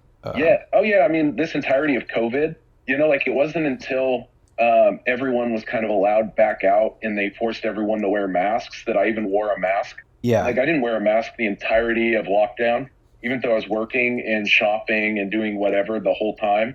I just kind of put on my little like invincibility. Yep, I'm invincible. Nothing's gonna harm me. You know, like just living in pure delusion. Like that's how I got through the whole thing. Well, and it's kind of funny because that's what the neo-Freudians are doing, is attacking capitalism as saying it's like the source of, you know, all this extra surplus repression. And honestly, it just seems like what You're everybody. talking about Marcuse? Yeah, Marcuse, and, you know, probably everybody after Marcuse too is quite anti-capitalist. It seems all the Marxist Freudians. Mike, what if we distinguish between productive capital and like finance capital? Yeah, like, but I guess what I'm saying is, realizing and trying to talk with you is that like we're not making the proper distinctions of capitalism itself. Like right now, our problem is we don't really, and even productive capitalism is not in terms of like Marx. You know, Marx says, "Oh, value is created through production," but that's not really true. Like most value is maintenance. It's literally just keeping things going. Like you get like a plate, or you get a washer, you get any of these machines, these great machines produced by capital. Like they only get produced once, but you know they need to be fixed constantly. You know, one of the biggest problems of our current capitalism is that everything's made to be destroyed. It's made to be thrown away. Like we don't make things that last. We don't make things that can be repaired even. Like they're made out of cheap plastic, and as soon as they break, you just throw them away. You know, yeah. Like in a certain sense, there's an economic function there, but it's also incredibly irrational. Or the fact that, you know, it's people, or like car makers, or even those producers of commodities, or the great industrialists. It's better for them economically, like within our current economic structure, to throw away surplus production than it is to give it to people. We could easily make enough for everyone, but there's a certain aspect of capitalist production, or at least our current method or current way of going about it, where we'd rather throw it away than give it for free. Yeah, I mean, I guess my point is just that a lot of the accusations that people levy at capitalism in terms of the repression that it causes the individual are repressions that really would have always been there just by the fact that we're so brutish to each other. And oh yeah. No doubt. But the thing is, capitalism is still saying, but here's the thing, just because it's natural doesn't mean we can't do better, right? I mean, capitalism itself sold itself as being better than aristocracy. But why are we allowing aristocracy to return just because we don't want to do capitalism better, right? Why are we letting things return or using capitalist production to reinforce an even stronger aristocracy than we had before, when we know we can do better? We know it doesn't have to be this way. That's what I find so frustrating, and even talking about this, why is our capitalism now being reduced to the point where it's no better, where it doesn't even care about production, it only cares about extracting rent? Right. Why does Boeing not worry about making a good jet, but rather about how to play finance games to up their share price? All the industrial manufacturers, all the car manufacturers, all the appliance manufacturers, they don't even care about making products anymore. Well, they care about making money. I'll tell you why. It's because by printing money. It's because production of value under not just capitalism, but while using capital, is predicated on the expectation of return. You only lend money because you think that you're hoping that the person will make money with it and be able to pay you back. And so what we're seeing is people playing this game where they're trying to assuage the feelings of stockholders to drive up stock prices. And that's just inherent to how money works, I think, is America is kept afloat because there is confidence that America will keep growing, that our economy will keep improving. Without that, you see runs on everything. It's capitalism falls apart when there is no hope. And so these games that people are playing are just part and parcel of the practice of lending money, of borrowing and lending. But here's the thing, Mike. Money has not been the same thing over the past 100 years. In the early part of the 20th century, literally money was based on, say, the gold standard, which essentially only goes so far, because when you're limited to money being pegged to gold, you're inherently caught in a deflation, because you always need new money. The economy cannot just exist with a set amount of money, or at least it can exist in capitalism with just set money, So we threw out the gold standard because it essentially was, putting arbitrary restriction on capital and our ability to do capitalism, right? So then we had fiat currency, and we had certain things around full employment. I don't know the specifics of it, but so what is it? From World War II or the end of World War II to about 1980, we had an entirely different economic regime. I guess we did have the gold standard, but then there was some other thing, but it kind of wasn't. I forget. And then Nixon took us off in, what was that, 73, or fully took us off. But yeah, I mean, either way, it's just our current, the Fed system, and especially this Fed socialism for corporations, it's just ridiculous to me. I mean, we were joking about this earlier in the year with the money printer go burr, right? Yeah. But yeah, I mean, why can we print money? Or even in 2008, why is there infinite money that we can print to resolve the bets that people have made, in large finance operations? But somehow we can't forgive student debt. Somehow we can't forgive medical debt. All our money has we've been cutting public spending, and we've just been making up for it with private debt. And it's just how much longer can this really go on? Well, until the national debt gets so high that our interest on it becomes unpayable. I don't know. I don't understand economics. No, but the thing with the national debt, it can go forever. You can't actually balance the national debt, or you can't. If you resolve the national debt, we have no money. The money in circulation is the national debt. The national debt is not a problem because the national debt is not like personal debt. Well, we have to make interest payments on it, right? Yeah. So what? That's more money in circulation. I mean, sure, we have to avoid the situation of like where the state just becomes a method of extraction for those who own national debt, where essentially we have like in England, like the English state, like you think about the Jane Austen novels, where you have all these like people collecting different like what do you call? They got like an allowance. Everyone's got their like allowance that they're fighting for. Like all of that's kind of like national debt, and so then you have the state like squeeze production out of like the peasants so that they can like service debt, which is given to the upper class. But even then, it's not removed from circulation. It's just another reinforcing social relations. Yeah. You're gonna break in? Yeah. No, I've reached the limits of my knowledge of crony capitalism and economics. Yeah, but I mean, you can see the difference between like what's going on now and what was going on at like the beginning of the post-war boom, or even I don't know, just that our what produces wealth for us has shifted away from production of physical goods, manufacturing, to management of wealth. But I guess the thing that frustrates me is that it's just the only growth that we can get is through cannibalism. It's just literally extraction. Like there are issues in the term in like infinite production, where the only value comes from production. Like that's not it. Like that's not the ideal state, because you need to constantly produce to have shit. It's so annoying listening to myself. Oh, sorry, I'm gonna go back on mute. I think we should probably wrap up for the for the night. Do you want to do part 2 for next time? Yeah. Okay, cool.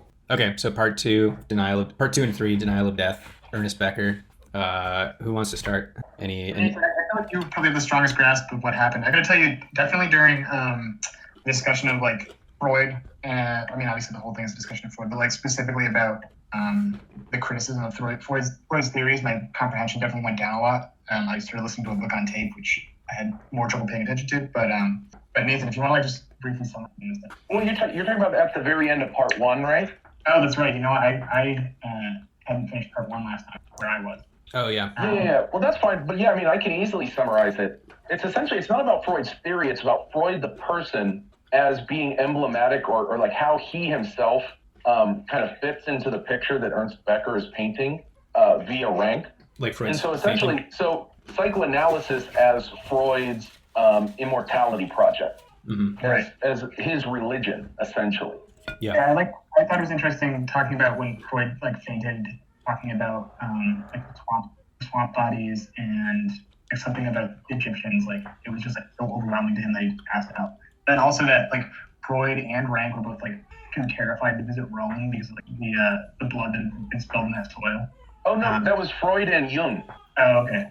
Freud did visit Rome eventually, but Jung never did, apparently. I visited. I didn't. I don't know. I was like 14, so I guess it didn't mean that much. But Becker like specifically said like this seems like super weird to anybody who's just like, why don't you just go to Rome as a tourist? Like it's not a big, like normal people can handle it. I still didn't entirely understand why it was such a big deal. Yeah.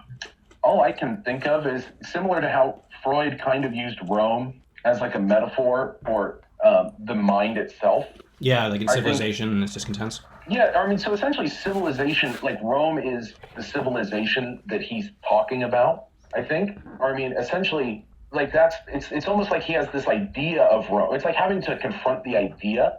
Yeah. Or the reality when you have such a strong idea and feelings about this idea of Rome. But does that mean that he's afraid of like being wrong? He's afraid of going to Rome and finding that it's actually not this like, I don't know, archaeological pyramid of, things being built on top of older things, and it would kind of invalidate an already kind of shaky theory?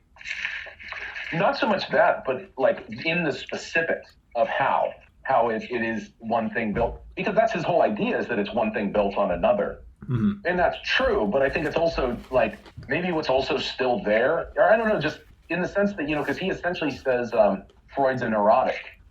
Yeah, I mean, I feel like Becker sort of oscillated back and forth between taking a very psychoanalytic narrative and then one that's sort of like above psychoanalysis, where, talking about Freud's fainting as if it means something, implies that you're buying into psychoanalysis, that you can decipher that it's not just high blood pressure, that it's not, just a heat stroke or something, that it actually means something. But then, I think he also takes this, like, psychoanalysis has he takes a very, like, anthropological look at it at other times where he doesn't really buy into it. But I don't know. It was sort of like he's going for the best of both worlds. Did that make sense? Did you guys feel that at all? Or where do you think that Ernest Becker is a psychoanalyst? Hello? Like, what do you want? I'd say he uses psychoanalysis, or, like, let's say ranks psychoanalysis to then look at psychoanalysis. Like, he doesn't exempt psychoanalysis from from view. Mm-hmm. Like, it's also important, like why should Freud be exempt from analysis? But I think the thing with the fainting was, like, that was a big deal to Freud. Like, and apparently, like, he kind of talks about it as being, like, everyone wrote about it. It was like a thing that Freud fainted, and it was like, why did he faint? Yeah. And it's partly due to the how do you call it? Like, the motivation of psychoanalysis to render things clearly, or to bring things to clarity that are kind of outside, that maybe you would just, like, oh yes, he just fainted. Oh, like, it just happened. And it's like, no, like, things don't just happen. Well, it's kind of, it's like, it happened for a reason. What could the reason be? I mean, it's kind of funny because I feel like if Becker wrote this book today, it would not be very well received. Like, I can only speak from my experience, but, like, I went to college in 2006, and I went to a school that had a very strong Freudian history. Like, Freud lectured there, and there's a huge psychology department, but teaching Freud was, like, very much looked down on. Psychoanalysis, like, it was impressed on us very strongly that psychoanalysis is, like, no longer valid psychology today. But then, I feel like I was reading, about, like, Lacan, or, like, any of the, like, Deleuze and Guattari, or, like, any of these other, like, more modern philosophers that are very much, like, into psychoanalysis. And, like, in France and outside of the U.S., it is still very much in vogue, but really just not in the U.S. I feel like his analysis of specific mental disorders has to be pretty dated, right? Like, I don't know, the stuff about asbestism is, like, really, like, just like a primitive, like, What you don't think homosexuality is a psychological disorder from, like, an inability to I don't know, self-actualize? Yeah. No, Mike, didn't you get it? Homosexuality is a immortality project to make a young boy to raise up your successor, or to make someone into your. That's not just homosexuality, but that's also pedophilia. Yeah. I don't know. What if someone today just took a very strong psychoanalytic stance, and people were like, well, being transgender is normal because people used to think homosexuality was a mental disorder, and what if you replied with, well, homosexuality is a mental disorder? I don't think that would go over very well. I don't know. Yeah. Well, that all depends on, what is this order that it's dis from, I have always been kind of, like, struck by, and I don't mean this to sound bad, but, like, homosexual couples that look like each other. Like, have you ever seen couples like that? Like, it's not every homosexual couple, but, like, there are some where, like, they look really similar. And it's like, like a twin thing? Yeah, I always kind of wonder if on a psychological level, like, you are trying to, I don't know. Love yourself? Basically, like, in a way that you can't internally. You're trying to do it through another person, or what that says. It's like the cow's sweet, you want to suck your own dick. I mean, you want to make yourself the complete golden circle. The Ouroboros of, like, fellatio. Yeah. Well, I've seen heterosexual couples that weirdly look like each other, and that always creeps me out. And I think it could just be, like, a confirmation bias. They don't notice couples look like each other, but I think, like, sometimes when you spend all your time with someone, you just kind of, like, slowly mesh into dressing the same and looking the same. Well, at the very least, like, it's hard to be a couple if you aren't of a similar culture, right? So you're going to have some, like, certain, like, fashion norms that equate with each other, right? Like, I feel like it would be very hard for a couple in America, where it's like your identity, where you wear your identity through your clothes and, like, fashion choices. I don't know, you don't think it's, like, a little incestuous? Like, if you date somebody who looks very similar to yourself, like even a heterosexual partner, isn't that kind of like if you had a sister or something? Like, they would look kind of similar to you. Like, maybe that could be the underlying cause. See, this is what I'm wondering about, what Eddie means by similar. Like, they literally are both wearing, like, a shirt and blue jeans, or, like, they're both in, like, the same, like, so you see, like, two hipsters, or like there's kind of like a range of fashion choices within that category that they both fit into the category, or, like, they literally are wearing, like, couple t-shirts or, like, couple pants. Like I have heard of that, with like both wearing the exact same shirt or like, and that is weird.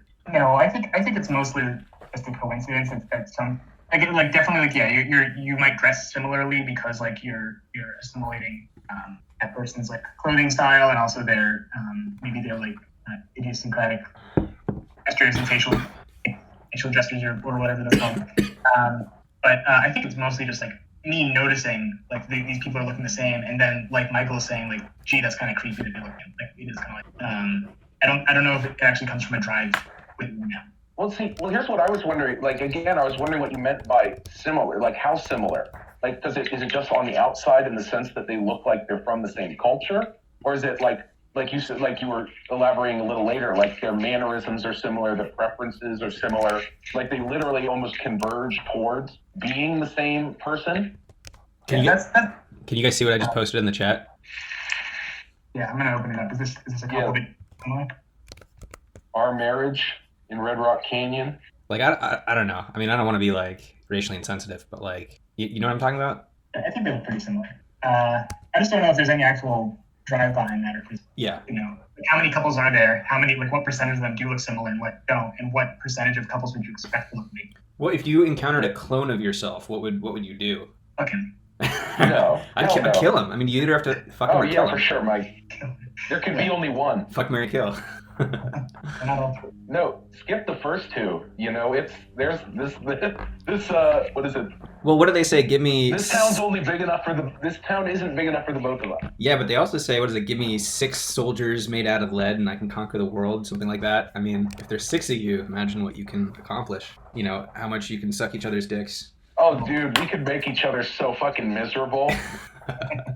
Oh my God, like I'm already like cynical and like depressive enough. I really don't need another one of me. Okay. That's good to know. I mean, I feel like that is, like, it really does say something very deep about one's character, like, whether they would like to be surrounded by somebody who is the exact same as themselves. Yeah, no, I definitely value those different from me. I like this thing that Eddie just posted because the top comment on it is hilarious. There's just another couple that kind of looks like each other.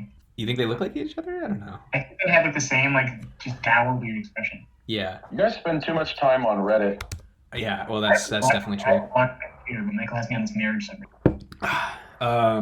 Yeah, see, I totally agree with you that, like, I'm sure, like, similar vibes, like, because you kind of, with any two people that you spend enough time with, you do kind of converge, like, you kind of resonate, because if you don't, or you need to have some sort of harmony, otherwise it's just too stressful.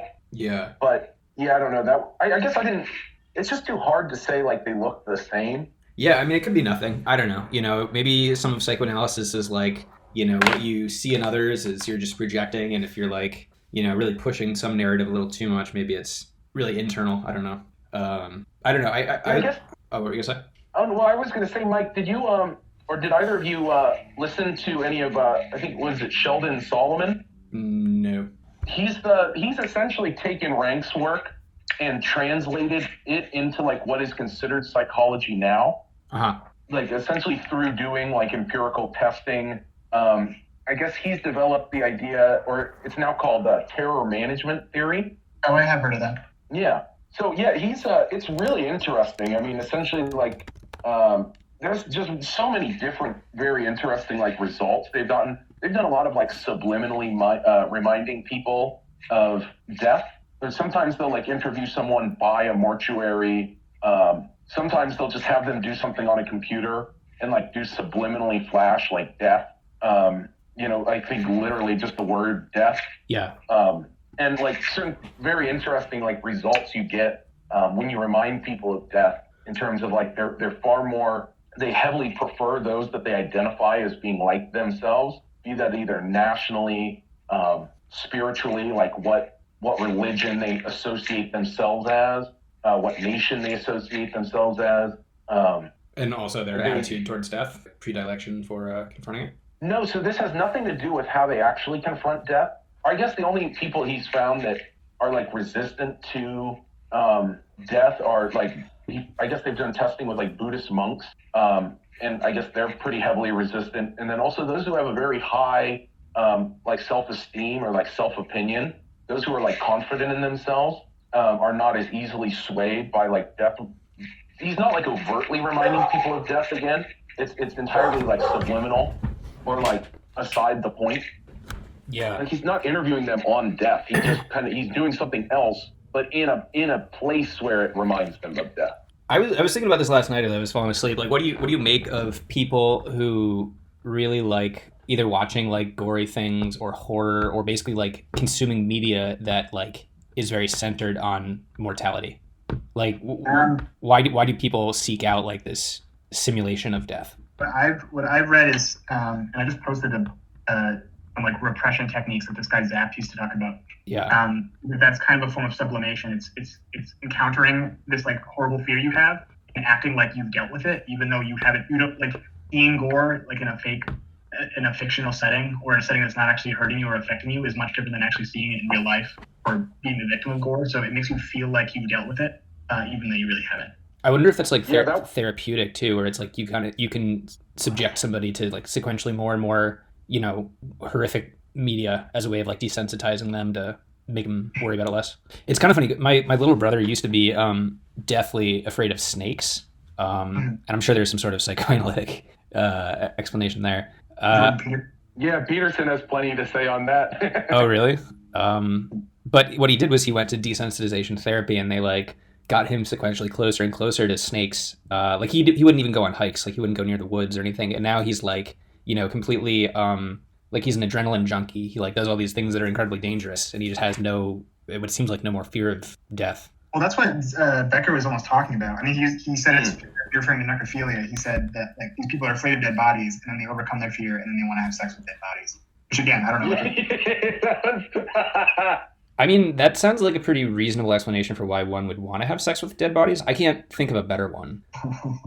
Well, here's the thing. I guess the main thing is that, like, I feel like what Becker points out is, like the different responses. Then you have the one who's like, they're scared of death, but then they're just rushing into new experiences all the time, right? Like that was another. So like an existentialist, somebody who's trying to stave off the fear of death by experiencing as many new things as possible. Yeah, kind of. Yeah, through So again, or maybe like by pursuing risks, like I don't know. That's a hard one to say. I'm not sure if it's kind of like you bring like the golden mean into this is like it's somewhere in the middle of like you want to take risk but not, or you want to be courageous but not a risk taker or not a foolhardy. Yeah. But I don't know. I honestly can't judge it. I just know that I'm definitely described by the neurotic. I was just gonna bring up the neurotic because it's like that is what they're saying. What happens when your immortality project is it when your immortality project fails, or is it just when you can no longer lose your character armor? Your character armor no longer like shield you from death. Yeah, it's like a fail. I think he calls it a failure of heroism, and heroism is like this embracing of a false kind of constructed reality to put aside or like get through your fear of death. Right. So one of the things they said in the beginning is that the neurotic has fewer defense mechanisms, which I'm not really sure if I buy that. I think that like I feel like what I learned in psychology was that in college was like somebody who's depressed has no defense mechanism. Like if you work through all of these defense mechanisms, you don't sublimate, you don't have reaction formation, you don't have projection, you don't do any of these things, then I think it was Marcuse also said this, but like you're confronted with just like despair. Like you have no defense against stress.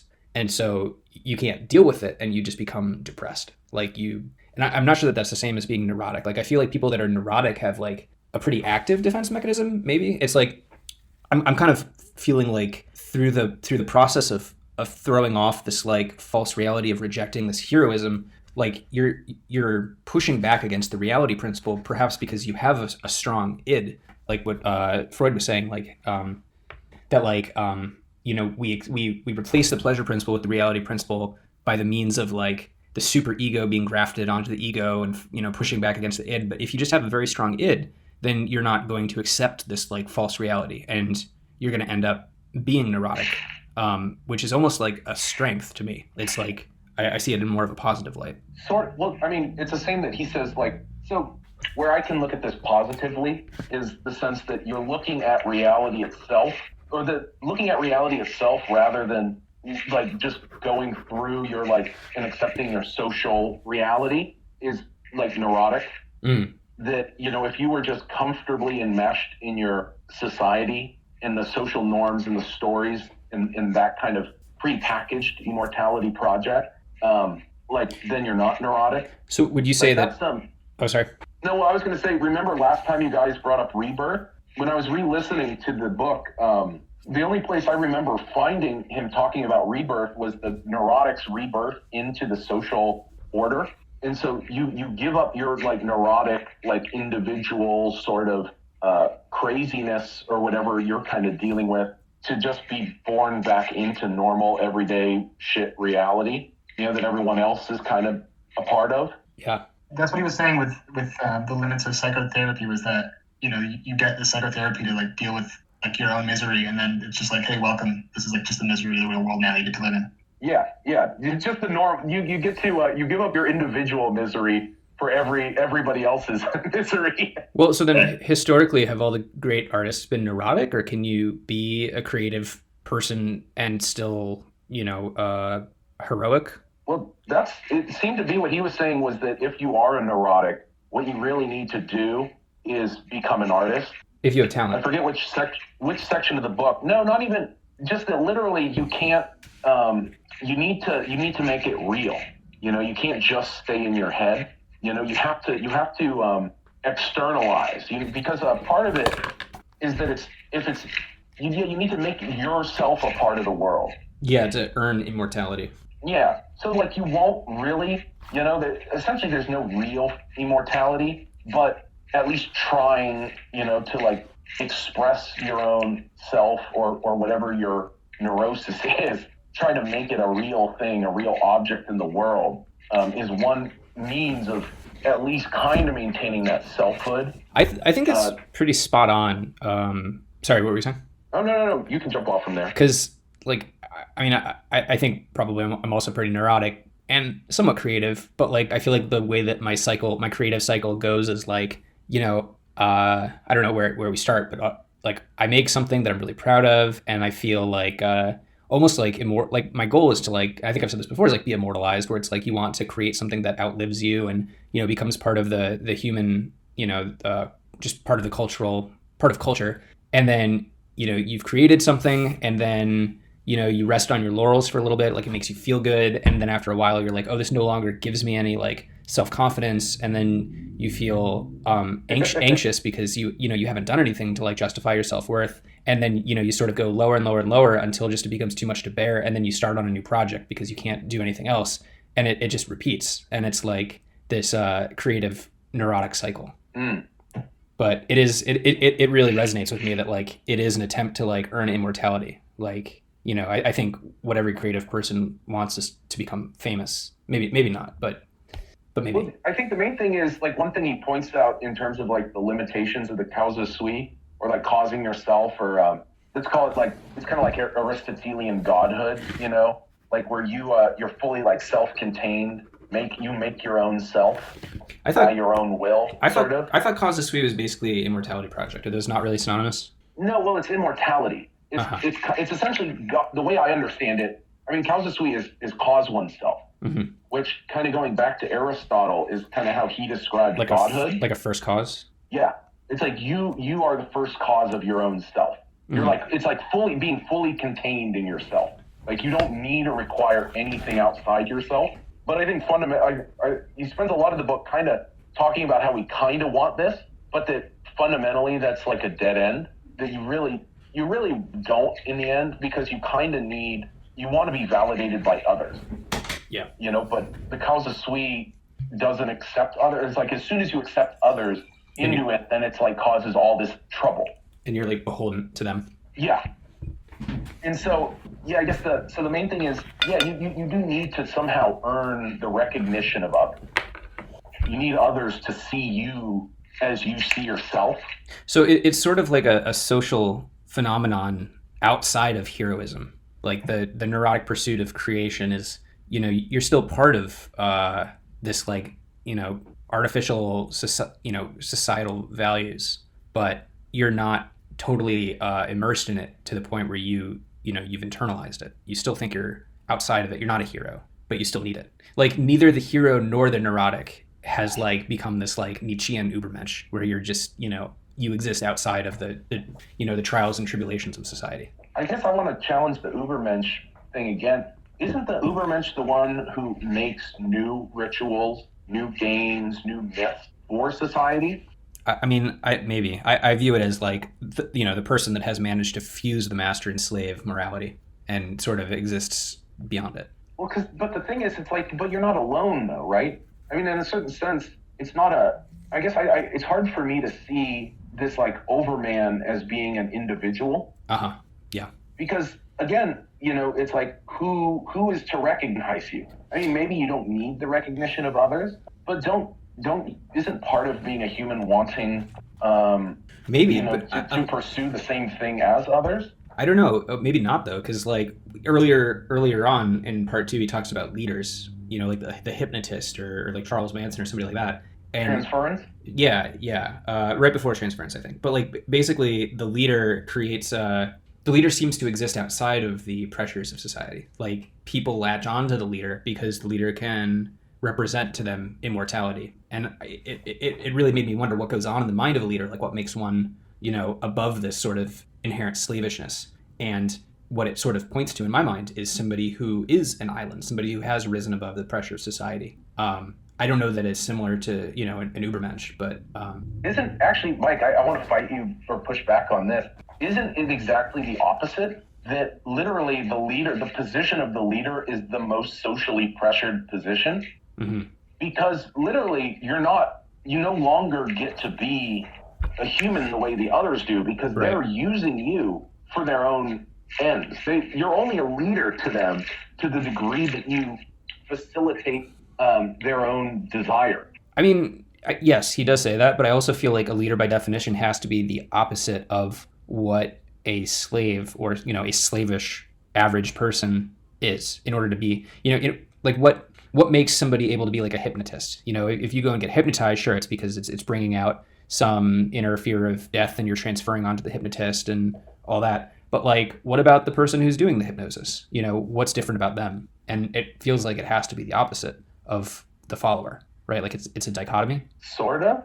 I mean, I guess I don't like. I mean, it's important that you have a confident tone. It's important that you appear outwardly confident, but that doesn't mean that on the inside you aren't like eaten away. That like you aren't just incredibly frustrated with your situation. Yeah, I mean, that was kind of a question that I had is like, even the people that seem like the greatest of leaders, maybe they're living in the perceived shadows of previous ones, like maybe Hitler's like admiration of Julius Caesar, where it's like, even as powerful as you are, you feel like you're not going to live up to the shadow of a giant that's no longer around. I more like the idea that Hitler's leaders were like the women who shat on him. Yeah. Is that confirmed, like something that happened? I never heard that before. He liked being pooped on? Like being pooped on? Yeah. I never heard that. I've never heard that. Oh, really? I thought there was, I forget, I remember kind of hearing something about that, but maybe it was just like it's too easy to be like, oh yeah, of course he had some like sexual kink, some weird shit like that. But then again, I hear a lot of Germans are into that. I mean, yeah, just the scat fat fetish. I mean, I know the Japanese are as well. I mean, I guess I bring up dichotomy because, and maybe this is just me like looking for a lot of like A or B in things, which I think we are want to do. But like, for example, like Nietzsche has this like master versus slave dichotomy. Like I feel like here there's sort of like a leader follower dichotomy, and it's like I'm kind of wondering why there's not like, why is it a dilemma and not like a trilemma? It's like, why do we always look for like 2 outcomes as opposed to like 3, or like I don't know, why does there have to be a dichotomy? Why aren't we just describing? Yeah, I don't know. Well, isn't that just the most basic split? Like in terms of differentiating. Sure, but I wonder if it's like a cognitive bias or like a logical fallacy to like jump to a dichotomy. Oh yeah, I'd bet for sure. I don't know specifically. Like I don't have a list of like mental heuristics in front of me, but I mean, as far as I'm aware, even when we look at the world, there's a certain horizon across our viewing plane that like, so it's kind of horizontal. If you draw like a horizontal line across the middle of your sight, what's processed below and above the line are different. You have different wiring to like handle the things that you see, like above and below the horizon. Like, I mean, of course, we don't see a line through our thing, but like our mind apparently deals with it differently. Mm-hmm. But I mean, that's kind of just mathematically, that's just the basic, first, like relationally, like going from singular to dual, it's just like it's the most simple sort of, Well, 1 to 2, you can't right. go like you need to, oh shit, there's a whole, like, I wish I could find it. There's something like the Chinese story of the origin of the universe, in terms of like, first there was the 1 and then there was the 2 and then there was the third, and the third gave rise to myriad things. Interesting. Yeah, I'm not familiar. It's like the Taoist creation of the world myth. I guess I kind of visualize it as like it's two sides of the same coin, but you got like a pocket full of coins. I don't know. It's like I feel like I feel like just think of a coin. Like you've got two faces, but people don't even look at the edge. People take the edge for granted. Yeah. I mean, I'm not sure that's what you were getting at, but I don't know. I mean, I feel like it's not like either you're a leader or a follower. Okay, so what I posted in the chat is like this thing that we learned about back in college, where there's like in chimp dominance in a hierarchy, there's like alpha chimp, and then there's like betas, and then it goes down. Basically, like I think they're all in a sequential hierarchy, and then there's the omega at the very bottom. When the alpha is removed, and then one of the betas gets promoted to alpha, there's this shift in their brain, like chemically, like they start producing a lot of serotonin. And they have like different brain activity, not before, but after they become promoted to the leader. And so it's like the process of becoming a leader transforms you. It's not like anybody is inherently born, in my opinion, as a leader, but you're put in this role and then you start acting. Like, for example, if you have a lot of responsibility, you just don't have time to be anxious, perhaps, and you need to be assertive and make decisions. And that is sort of the hallmark of, being a leader. But when you're not in that role, then, you have, I don't know, less pressure, you have more ability to let your thoughts fly. And it could ultimately just come down to brain chemistry. But I always thought that was really interesting that like when somebody becomes a leader, they create this dynamic like that didn't exist before. Like, let me find the page. Yeah, no, I'm sure that's true. I mean, whenever someone's put, like, that's one of the things, when you're put into a position of responsibility, like, it allows you to, like, be a different person. Right, yeah, you can flourish in a way that you couldn't before when you didn't have that responsibility. Yeah, like, people who may have been, like, troublemakers or rebels, like, put them in, like, somewhere where people are counting on them and, people are trusting in them to get something, to accomplish something, and, they might rise to the occasion. Right. I mean, of course, somewhat. Oh, it's just he talks about the ruined by success. Some people put in the position or crumble. Yeah. And can't fulfill the duty of the position. Can't embrace it, can't change. Yeah. And sabotage themselves so they can get out of it. Yeah, the notes that I have are like the act of establishing yourself as a leader creates a playing field. So like imagine a situation in which there are no leaders. So there is just a very flat structure. When you introduce somebody as the leader, then what it does is it creates this dynamic where you define things that didn't exist before. Like you now have followers, groupthink, outgroups, a new moral reasoning, like the good of the group. And like these things did not exist until a group was established vis-a-vis the creation or promotion of a leader. So it's like just the act of creating a leader creates this whole paradigm that just didn't exist. It's interesting because it is kind of artificial in that way. Well, but Mike, that just made me think of something David Graeber mentioned, and that was like so in a certain sense, the relation between a leader and followers is already somewhat socially dependent, right? Like it's not an entirely like fresh thing. Like so when someone like is or is nominated to be a leader, say in an American context, like you have different like associations that go along with that. I just remember he was talking about a story about some sort of social organization, I think in Africa, where being the leader meant you're like the first one up in the morning. You're like the role model. You're like, hey, I'm getting ready to work. What about everyone else? Like in a certain sense in America, you're like the chump almost. Like you're like the lowest guy. But it's like in that culture, it was like, no, you're kind of like you're leading you have to work harder than everyone else. You don't just get to like tell other people what to do. Yeah. It's almost like you have to like show them what to do, or like you have to be the role model for everyone else to follow. When you don't have a society built on like domination, where like someone says and others obey. Yeah. Like when you don't actually have that power as a leader, or those your followers don't believe you have that power, like you get different. You get a different result out of the interaction between all the people in the group. Yeah. Okay, wait. I have a word etymology question. On page, and this is like about the group. The way they call it is, here's a quote. "It's not so much that man is a herd animal," said Freud, "but that he is a horde animal led by a chief." What's the difference between herd and horde? I don't. Was he saying horde as I assume HOA? No. HORDE, like barbarian horde. Oh, I was thinking like horde as in like to hoard. Okay. Yeah, no. A horde. But yeah, I guess I'm gonna look it up. I feel like they're. Hey, I was gonna say I need a definition. Horde. Yeah, I guess. Well, the main thing is with the herd, it's my understanding of like dynamics is you don't have. Oh, here it is. You have like the inside and the outside, so you kind of have like whoever's on the perimeter is kind of like the lowest, and whoever's in the middle is like high, if you wanted to say like status wise. But it's like everyone kind of like anyone can spook anyone else is my understanding. Yeah. I don't know in terms of like how they actually like how say like zebras sort out like mating hierarchies or whatever. So it looks like a horde is predatory and a herd is domestic. Mm-hmm. So I guess that makes sense. Yeah, like I feel there's all these, I don't know, placing somebody on the outgroup is a very violent thing. Like when you ostracizing somebody could probably even be seen as a form of social violence. I mean, one that's very condoned today by social justice warriors, but ostracism is certainly, if not physically, mentally an attack. It's something that we fear. Oh yeah.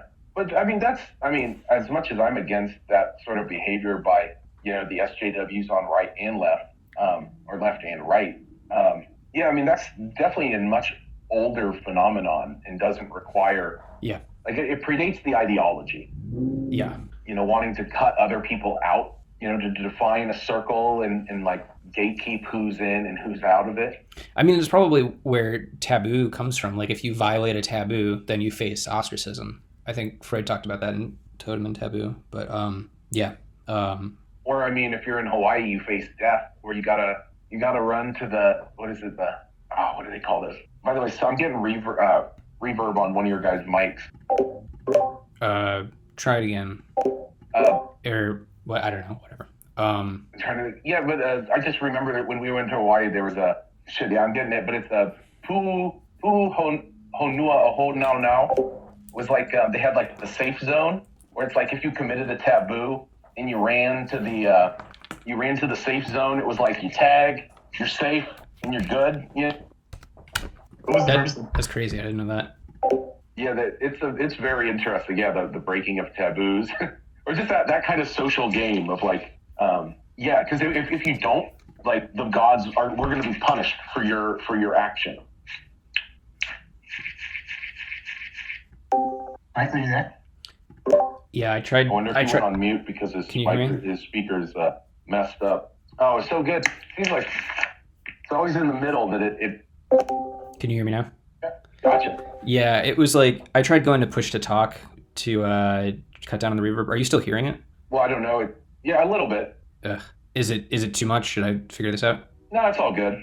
Okay. I don't know. It's just funny, like what changed in the past like few minutes. It's been perfect up till now. Yeah, I don't know. Is this where you come to meet women? This is a good spot, right? Hey, how's it going? Hey, what's up? Hey, what's up? You joined our podcast. You've consented to being recorded by coming into this. We got our Diogenes on the line. Well, okay, here's a point that I wanted to make, and Dylan, you can weigh in on this.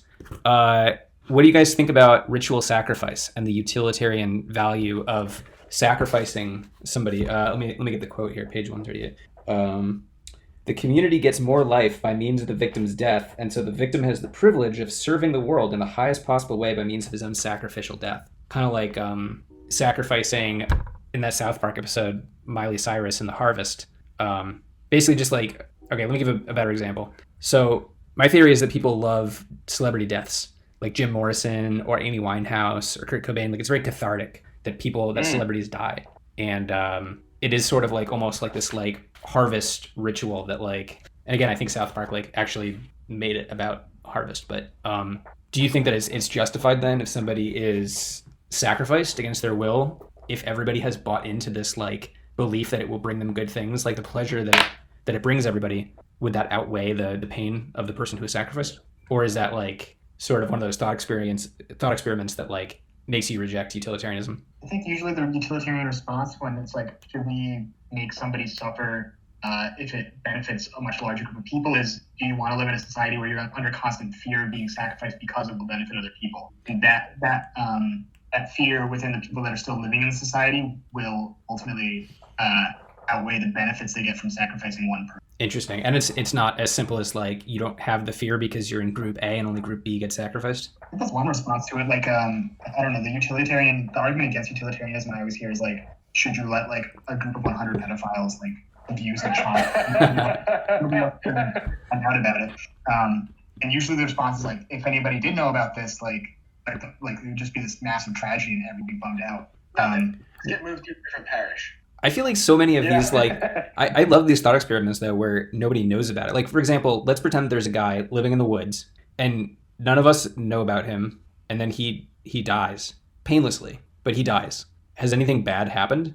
Like, his death has not negatively impacted anybody. Is there any sort of, like, moral value to his death? I don't think so, but even David Benatar and, like, antinatalists think that if somebody living dies, like, there's something lost in that. And I've never entirely understood the argument. But just because there's like a life lost, that's an ethical bad, so a negative thing in the world. Are they anti-abortion? I guess it depends on who you ask. Like, it's a good question, actually. Not sure. Yeah, Mike, I just think it's impossible to do the math. It's not like that. So is it then utilitarianism is just thrown out? No, well, see, the funny thing is I was thinking about this because, like, in a lot of ways, I act utilitarian, though I hate it as, like, a moral philosophy. Like, I think it's just the most stupid thing to, like, elevate to the highest. But it works in a lot of ways, you know? It's like, it's not bad, but I just don't, there's no reason to put it up as, like, here's the right way. It's just like here's a way that you could do things that might be good. Like, I mean, that's a pretty lukewarm justification of a major system of moral philosophy. Like, is there a better? No, I think it is lukewarm. I think that's as good as it gets. I think utilitarianism is a very lukewarm moral philosophy. And then virtue ethics or deontology, are those any different? No, not really. Well, no, actually, deontology is it's like space almost. It's like no human beings can live there. The absolutes of hot and cold. You're either in the sun or you're in the void. Like, deontology is like Kant, right? Yeah. Yeah. I mean, it's like super extreme, but it's also like not at all possible. I mean, just think, just like, how can you not use people? I know, you know? that's what I was just thinking of. Ends in themselves. Like, how does dating work if you have that approach? Can you date? Not in our normal American way. Like, there's no such thing as like a one night stand in Kant's view. I wouldn't say that. I mean, well, there's not in the sense that you go in like, I'm going to use this person and get out. But I don't think but marriage is also probably not. Wait, right? In Kant's view, can you consent to be used as a means? Like, can you consent to being a sexual object? Or is even that unethical? I think. I honestly don't know. I mean, of course, his breaks down, again, in all the real, like, once you put it into reality, like, how it's not really that useful. Yeah. I agree. I've in my adventures in antinatalism, people were trying to say that because, like, you're having a child for your own gratification, that's using a person as a means to an end, so you can't even, like, or like. I mean, I'm listening to Owen scream his head off, so I think he's here of his own accord. He's having a good time. What about that? Well, here's what I want to know. What's up, Dylan? I was gonna say, what about that? You're talking about consent. What about that guy? I don't know if you remember this story. It was some dude in Germany, like, consented to, like, he put himself on Craigslist and was like, I want to be eaten. Yeah. It was like, yeah, he was like, I want you to eat my penis, and then I want you to kill me and eat me. And like, someone was like, okay, and then like that happened, and I think the guy like got off or something. I don't know. It was like a whole ethical quandary. Hopefully he got off. Wasn't that the whole point? Well, because he didn't kill him, right? No, he did. Kill him. Like first they like cut off the dude's dick and then they ate it together and then the guy killed the other guy. But the guy wanted to be killed. I don't know. I'll link it. Yeah, that Okay, 'cause sounds I really thought familiar. They worked it out in such a way that the guy who was going to eat him didn't kill him. Technically vegan. Like he got there and he was already dead, and then he ate him as previously agreed. I mean, isn't that sort of just like a crazy version of like mutual combat laws where you're like consenting to get the crap beaten out of you?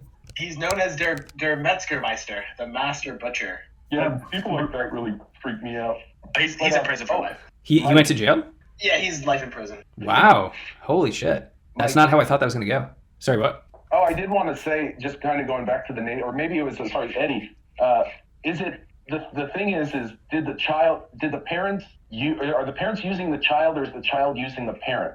I'm not entirely sure which one it is. You know, like did the child use the parents to get born, or are the parents using the child? And kind of mutual. I mean, the parents get something out of having a child, and the child needs the parents to survive. No, I mean in the sense that the child, like, His own the conception. child caused him in a certain there's like a perspective you could take. Like if you look at what do you call that shit? Not ontology, fuck. What do you call that? Where the end causes the beginning? Fuck. It sounds like the Finnegan's Wake, that book by James Joyce, where it starts with the second half of a sentence and it ends with the first half of the sentence, so it just forms one big loop. Sorry, I got very sidetracked in reading about this guy with the severed penis cannibalism fetish. I bookmarked it. Yeah, I want to go away from this Yeah. eating penises and people. Yeah. I had... That's an immortality project I'm not very interested in. Yeah. Can we talk about castration anxiety? Like that's the logical feature. Okay, so Dylan, I don't know if you know, but castration anxiety is this Freudian idea that the child sees the naked mother and believes that her penis has been severed. And that's I feel like I've never really bought into that much. That like the way they describe it. It's not there. Because what? He sees there's a person without one. Yeah.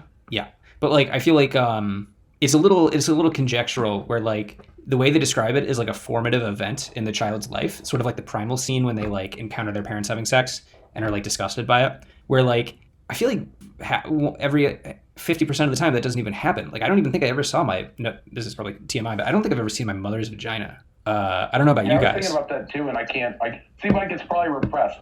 We probably our mind is there's certain things our mind properly forgot. It must, yeah. If I can't remember, it must be Freud must be right. Which is like the get out of jail free card for psychoanalysis, where you can't really dispute it. But yeah, I don't know. It's just I don't know. There were a few things in there that they call formative events in like your psychological development that I feel like are not necessarily just by happenstance not guaranteed to even happen. Definitely not the primal scene. Like your parents Same. not do that. The other outlandish thing I thought with castration anxiety was when he was talking about how fetishes, like the object of your fetish, like a corset or a shoe or a glove, those are all replacements for the phallus. Yeah. Which was like, where are you getting that from? I love that. Yeah, I didn't quite understand the replacement for the phallus thing, but in the terms of making a woman not herself, like that is understood. Not not being able to confront the animality of a woman. Like that makes sense. I'm saying that the shoe fetish is like the most popular fetish because it conceals like the animal nature of the foot and this disgusting cow thing. But I don't know if it was the case back then, but I feel like I read something that said foot fetishes, just like plain feet, were the most common fetish. And it had to do something with the location of like the homunculus in our brains and how close I've heard that. The foot is to the genitals. I don't know if there's any merit to that, but he's talking about how like we're trying to conceal the foot where it's actually the most common fetish now. I don't know. I think feet are gross. Weird. But I guess if anything, that just shows they're very polarizing. No, see, I don't know. I don't relate to that fetish. I guess. Sorry, what? Sorry, Mike, what? I was going to say that my personal theory on why we find the foot disgusting is because it looks similar enough to the hand, which is the most useful part of our body, but the foot is like ridiculously useless. Like you can't grip anything with it. It's basically like a bastard version. It's like a bastard version of the hand, where it's like you sort of have this gut reaction. Have you guys ever seen Ron Howard's brother? It looks like Ron Howard, but just a little bit worse. So it's like that. It's like it's when you're expecting one thing and it's like a worse version of it. It's so much worse, and that's what Howard? Clint Howard, that's right. Yeah, that's what I think. I think that the hand is Ron Howard and the foot is Clint Howard. Anyway, what were you gonna say? I'm still pointing a picture of Clint Howard. No, I was just gonna say about the foot. Jesus. Yeah, I definitely don't get the well, isn't there something about like inferiority with like foot fetishism in the sense that like you want to be like stepped on by women? I mean, not in the sense of like like women's shoe fetish, but I mean like women like foot fetish. Like for those who are into the naked slut. Dude, To be honest, I don't understand it at all. Like, I feel like it must be like some kind of just chemical thing in your brain or some kind of like trauma from your childhood that you didn't have. Well, everything's a chemical thing in your brain. when you're foot worshiping, are you reclining and the foot is above you as if it's walking on you, or are you kneeling over the foot looking down on it? Because I think that's an important distinction. Oh, well, I thought you're on the ground and she's like seated, right? I don't know that that's always the case. I've or she's stepping on your face. Yeah, and you're like licking. You know, it's whenever I see like so the fetish foot things, dominates you. it's You always don't like dominate the foot. the woman in the dominant posture and like the guy like kneeling in front. I don't know. I think we're gonna need a little bit of research because if Yeah, okay, that's homework for next week. because if it's not always the case that the foot is dominating you, then I think that theory goes out the window. Mm. Yeah, well, I think it is again. Well, because the thing with the foot fetish is, or the what he's talking about are the objects that obscure it. But at this point, like we're so much further along the line of like wanting to feel something when like everything's exposed. You know, it's almost like no, like show, like I want to see everything. You know. Yeah, like, I mean that's always kind of interesting, where it's like it's almost the sexiest is when there's still a little bit of clothes. I don't know if other people feel that way, but Yeah. it is sort of a phenomenon of like why people love lingerie so much as opposed to just nude people. Mm. Yeah, Have you guys seen Hitchcock's Vertigo? Yeah, No. long time ago though. Yeah, that would definitely be an interesting rewatch. That was in Zizek's Pervert's Guide to Cinema. That was one of the things that originally kind of made me interested about Lacan, was just that idea of that he just can't handle that like the woman herself.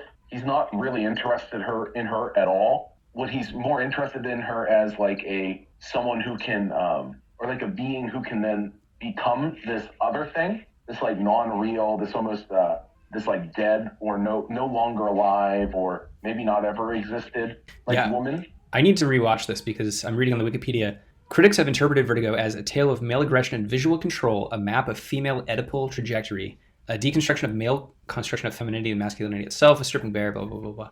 I don't know. It does seem very psychological. But I was going to say, I mean, even just the active, and this might be like a little too general, but it seems like even the active sexual intercourse is very anti-Kantian, where you are turning the other person into an object. Like, I don't think that when two people have sex that you are experiencing the other person as a person, at least the entire time. There's probably, maybe at some parts, but I mean, I think at least in some substantial part of the process, you are objectifying the other person. Yeah, that's why he said it's hard for women to find to be recognized in that, because they don't really they really are not needed. Like they can just kind of check out so long as their body's there. Yeah, I mean, I'd say the Freudian view of female sexuality leaves a little bit to be desired. But I don't know. I mean, from like even as we know it today, wouldn't a woman objectify a man in a consensual sexual encounter to some degree?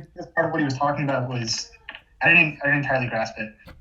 He was talking about why it's horrible to be objectified is because it reminds you of your animal nature. But then when two people have sex like consensually, it's saying like it's okay to be like an animal for a while. It's something about how it merges. People are this soul or like self and a body, and then you're like merging your body with another person's body and self, and for like a brief period of time it becomes okay to be like all those things kind of blended into one. Do you remember him talking about this? He was trying to say how that form of objectification is okay because it's like somebody accepting you for being an animal. Yeah.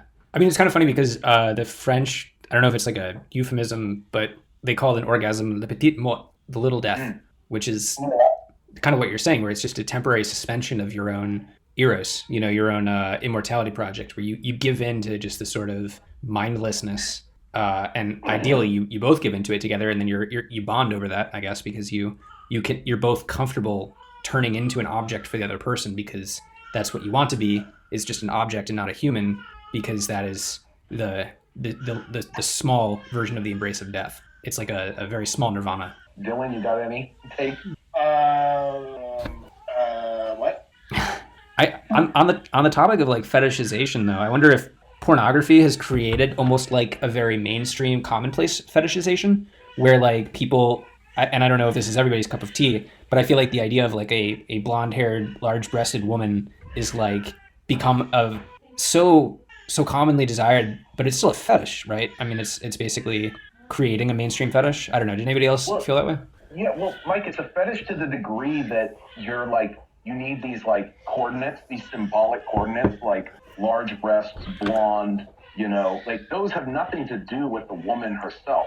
It's like, again, like when he's talking about fetishism, how like, again, the woman, who's like the fetish object, in a certain sense, she can feel pretty empty in that because like, it's really not her that the guy's into, but like the things she's wearing, it's like, or like, so it's like in a certain sense, it'd be a little weird if it's like, or just think about like the attraction to like Asian women, it's like, or any sort of the kind of like, oh, or like, yeah, I'm into redheads, or things like that. It's like, well, like any redhead, like as a woman, I can imagine, or I would imagine a woman would be like, well, like what makes me different, like what's special about me that you want? Is it just like if I changed my hair, would you be like, go limp, you right. know? I mean, and I don't know if I'm being too cynical, but I sort of feel like that's just how sexual attraction works, where like what you're doing is you're taking these like, I don't know, visual or mental patterns or, that you learn to recognize early in your sexual life and then looking for somebody that meets them. I mean, like you're saying, if you're into redheads, I don't know, maybe any redhead will do. And if they dye their hair, all of a sudden that's sort of a big hit to their sexual reaction. Yeah. Yeah. But I feel like a lot of people like rail against that when it's like Asian fetishization, where it's like, white guys who are looking for an Asian woman and the Asian women are like, well, do you really like me or do you just like that I'm Asian? But the skeptic in me is like, I don't know, extrapolate that to not just Asian, but whatever like trait you're looking for. And is that not just a lot of, of sexual partnerships? Yeah, sexual racism is an interesting one. I mean, I guess, yeah, because it does have like the effect of being racist, but like in and of itself, it's pretty universal. I almost feel like it's pretty universal, where it could just as well be an Asian person as it could be a redhead. You know what I'm saying? Michael's penis does not discriminate. I'm a cultured man of the 21st century. No, see, Mike has always had a thing for blonde, big. That's clearly not true. No. No, that might be me, Nathan. I'm striking this one from the recording. I'm going back and I'm editing this section out. That's like the social one or like the big one now, like culturally, right? Like Hugh Hefner was like, oh, I'm in my like blonde phase or whatever. But like, hasn't it changed like throughout? I mean, the past, like what's desirable? Michael Hefner blonde. I'm ready to do a real hard pivot onto a different subject pretty soon. If you guys want to wrap it up. Like in the 80s, it was like huge titties all over the place, right? And it was like flat asses, and now it's like asses for days. So like it's changed. Like the society has changed, like and preferences. And what's responsible for that? Well, obviously the answer to that is international Jewry, Michael. I thought you knew this. I thought we're talking about Freud still, right? Yeah, we've gone international. That's right. I forgot about that. They send me the emails and I don't read them. Oh, you gotta read the emails, dude. They're so good. I get the dividend checks, but I just don't. I don't follow up on the social media campaigns. Did you don't go to the meetings? You watch Borat, right? I get my APAC check. Yeah, I watch Borat. I love how he goes into synagogue and he's just like, "Hello, fellow Jews. Like lovely weather we are controlling." Yeah. I don't know. I have something to pivot off. Yeah. How do you dial it back from sexuality? But go for it. No, well, I was just the main thing, or just kind of a tangential subject that I was interested in was the idea of the religion of the other, or like looking for, or just he kind of traces all the different ways in which we try to look for mortality and fail. And like one of those being looking for or trying to see God in the relationship or in a romantic partner. Yeah, I might have missed that part. Was it in one of the Kierkegaard chapters? Because I skipped those. Side of that is the pickup artist dilemma, which is when you no longer respect any women, it just becomes like, oh, I'm going to conquer as many So you're saying the opposite of that is looking for some sort of like sanctity in another person. I almost feel like looking for God in another person. Doesn't that objectify the person, and you're basically projecting your internal notion of what some sort of deity is onto the person? Like, I guess in this situation where your choices are, turn them into a god or turn them into a thing to be done, how can you not objectify a person? I mean, I know this isn't like a dilemma; it's probably like a trilemma. But what does it mean to have a relationship with a person that is not objectifying at all? Because I'm not sure that is possible, right? Like, I mean, the whole reason you have sexuality in the first place is because you are looking for reassurance of like your own wavering place in the universe, and that is sort of like the root of sexuality, is that you're placing that need onto another person. You there? Yeah.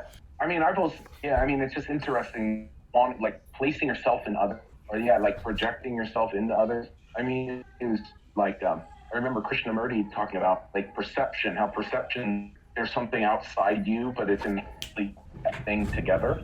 It's a between, because like whenever it's you, whenever you're involved, whenever you're perceiving, you're kind of projecting. It's like all perception is projection. Right. I mean, it's kind of interesting because in terms of the like psychosexual development, you start off with this probably oral phase, and then an anal phase, and then a phallic phase, and then you go into a latent phase between like I feel like between when you're like 7 and 12, or 7 and 11 or something, where you just don't have any sort of anality or orality or phallicity or whatever, and then you go into a sexual phase. I think they call it the latent phase, is what I was just saying. But basically, you don't enter a sexual phase until you are in puberty or close to it, which makes me sort of feel like what you're learning how to be sexual. You're learning what sexuality is, and that process looks like transferring your immortality project onto another person, and then you can either have that person be a member of the same sex or opposite sex or whatever. But basically, before that point, you don't even have a sexual object preference. Like, you're not homosexual or heterosexual until you've entered into the sexuality phase. What would you say to the families that say like they knew their child was gay since he was like 5? Yeah, I mean, I guess that would sort of contradict that. I was gonna say, Mike, I don't quite agree with. I definitely. Do you think that you make a sexual object decision, be it homosexual or heterosexual, before you have gone into a explicitly sexual phase, like even when you're a child? I don't know. I'm thinking of a kid that goes to our school who. I'm trying to think of the right way to phrase this. Seems like he will most likely grow up with some sort of atypical sexuality or gender identity. It just seems like evident from what. Are you saying you think he's going to be gay, or you think he's going to be other than gay? Hard to say. So he could be like non-binary or something like that. He wears a dress to school, and like has a very different way of carrying himself than other kids do. And I don't know. It could just be like the way he's decided to act, but it really seems like intrinsic to his character. And I would be surprised if he just like if it was still completely undecided and there was like the same chances that anybody else of choosing a sexual preference at the same probability as just anybody else. Yeah. I mean, I'm not going to say that Freud's theories are totally valid today, but I think Freud would definitely say that children are neither homosexual nor heterosexual until they've entered into a sexual phase. Well, that just got me thinking. That makes sense. I mean, I was wondering, heterosexual or homosexual until you're sexual in general, right? I'm saying there's some kind of there's something that's built up, and it's not just something that develops like when you start going through puberty, right? Well, okay, so if it's predetermined, if it's not this like Freudian prescription, the way that he's laid it out, where let's say the way that he views it is like you make I feel like it's transference, where you make a sexual object choice of like what gender you will view as a sexual object. And obviously this does not really hold up with bisexuality, but if we were to assume that it doesn't work the way Freud describes, and that you are either heterosexual or homosexual or whatever your sexual identity is, if that's decided at a very, very young age, is it decided before even a younger age where it's just inherent and you are either born gay or not? Because I feel like that's what a lot of people say. But if that is the case, if you are born that way, then there must be a biological mechanism, right? I think it's likely a combination genetic and environmental. But what are you basing that on? I guess no, but they don't. There's no gay gene that they're aware of, right? And aren't you more likely to be identify as gay if you have a sibling that's gay, regardless of if they share your genes or not? I don't know. I haven't heard that, but possibly. But I feel like if there is no gay gene, like if there is no strictly deterministic mechanism, then it must be your environment. I mean, but it could be both. There could be genetic factors that lead to being gay and environmental factors. Yeah. And that's why it's less you think of it as being you're just straight, rather than like you have this weird like concocted sexuality that's different from everybody else's, like every single person does, and that kind of society encourages you to just put it into a certain box, and you're either one thing or the other, or a third thing, or something like that. Where really just like you're this own like unique sexuality, and. But then I feel like you're getting back pretty close to what Freud is saying, which is that you template, be it through maybe you have this biological predilection that is pushed over the edge by environmental factors. But what you do is you end up making a sexual object preference one way or the other, and I feel like that is not what the zeitgeist is saying, which is today people feel like there is no choice. There is no like if you're gay, it's because you were born. I don't know. Maybe I'm just out of touch with what people say. But I feel like what I hear is people say you're born gay, and that's it. Yeah, and I think that's an expedient way to frame it, which for like political reasons, which is maybe not accurate, but could be. I don't know. I just think it's easier to say like when you start talking about choice, which I think the choice would be out of your control. It's like a choice. Oh yeah. It's something that it's like a subconscious thing, or I feel like you're a determinist. You're just thinking it's going to happen regardless. But if you say it's a choice, then people are going to be like, okay, well, just choose not to be then, and we want to do it. I'm posting the most offensive comic I've found, but I feel like it's highly relevant.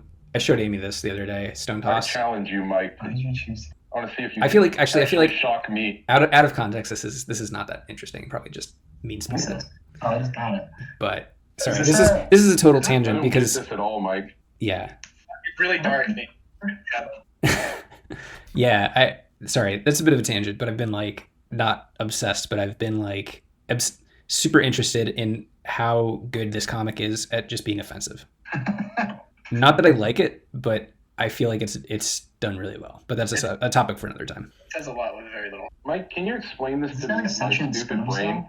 It's The Shadow. It's about like rape, Nathan. I was like, it looks kind of pedophilic. right. Yeah. Right. Because You got it.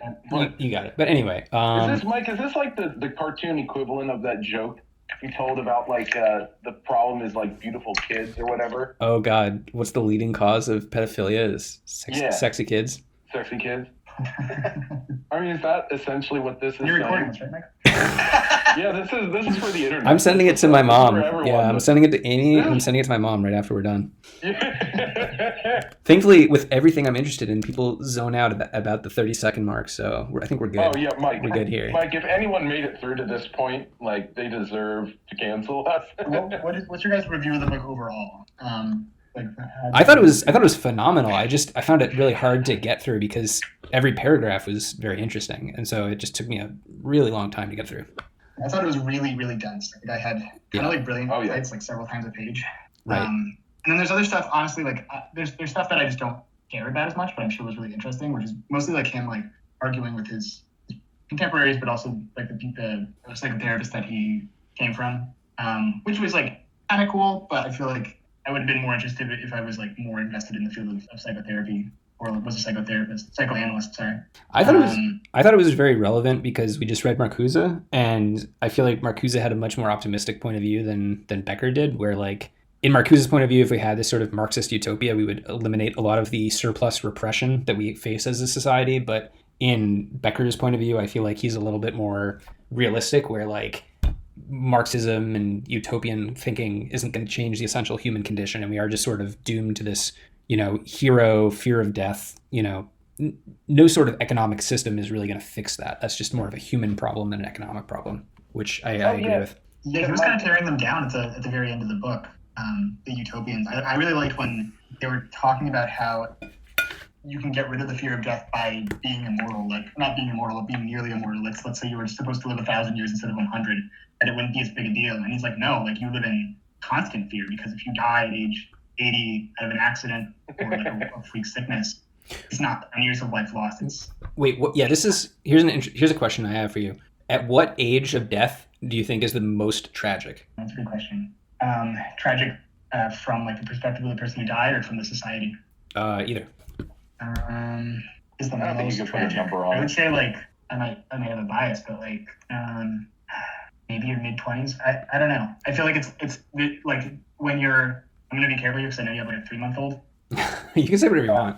I mean, yeah. Dying before you develop like a real personality for yourself is almost less tragic than like dying at 10 years old or something, when Yeah. your parents like see like who you're becoming, like who you're going to become. My theory is that the most tragic time of death is right before you're capable of reproducing, which is people have invested the most possible in you, and there hasn't been a chance for you to actualize on, like, to return on that investment. Like, if I were to die, and I just had a kid, so if I were to die, it would suck, but like the family name would live on and all that. You've done your duty. Right, exactly. But if I were to die a year ago, I think that would be the most tragic. But that's my own opinion. Because yeah, I agree. If a 3-month-old, I'm gonna say this real quietly so nobody else in this house hears, but if a baby dies, you can make another. I mean, it's fucked up to say. It's fucked up to say, but I mean, it's the Oh, truth. dude, if I'm you actually like, study it's your... like leaning into Yeah, lean into Yeah. his ear. If I could say it softly just so you can get close to his son's ear. What? Am I wrong? No, you're not wrong, definitely. Mike, if you studied your family history at all. Yeah, but like, doesn't this book kind of take laugh at all these immortality projects about like continued legacy and stuff like that? Like that's just like.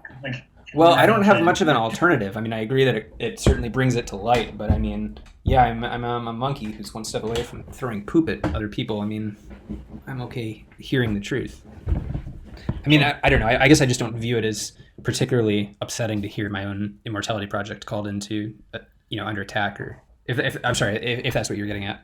Yeah, no.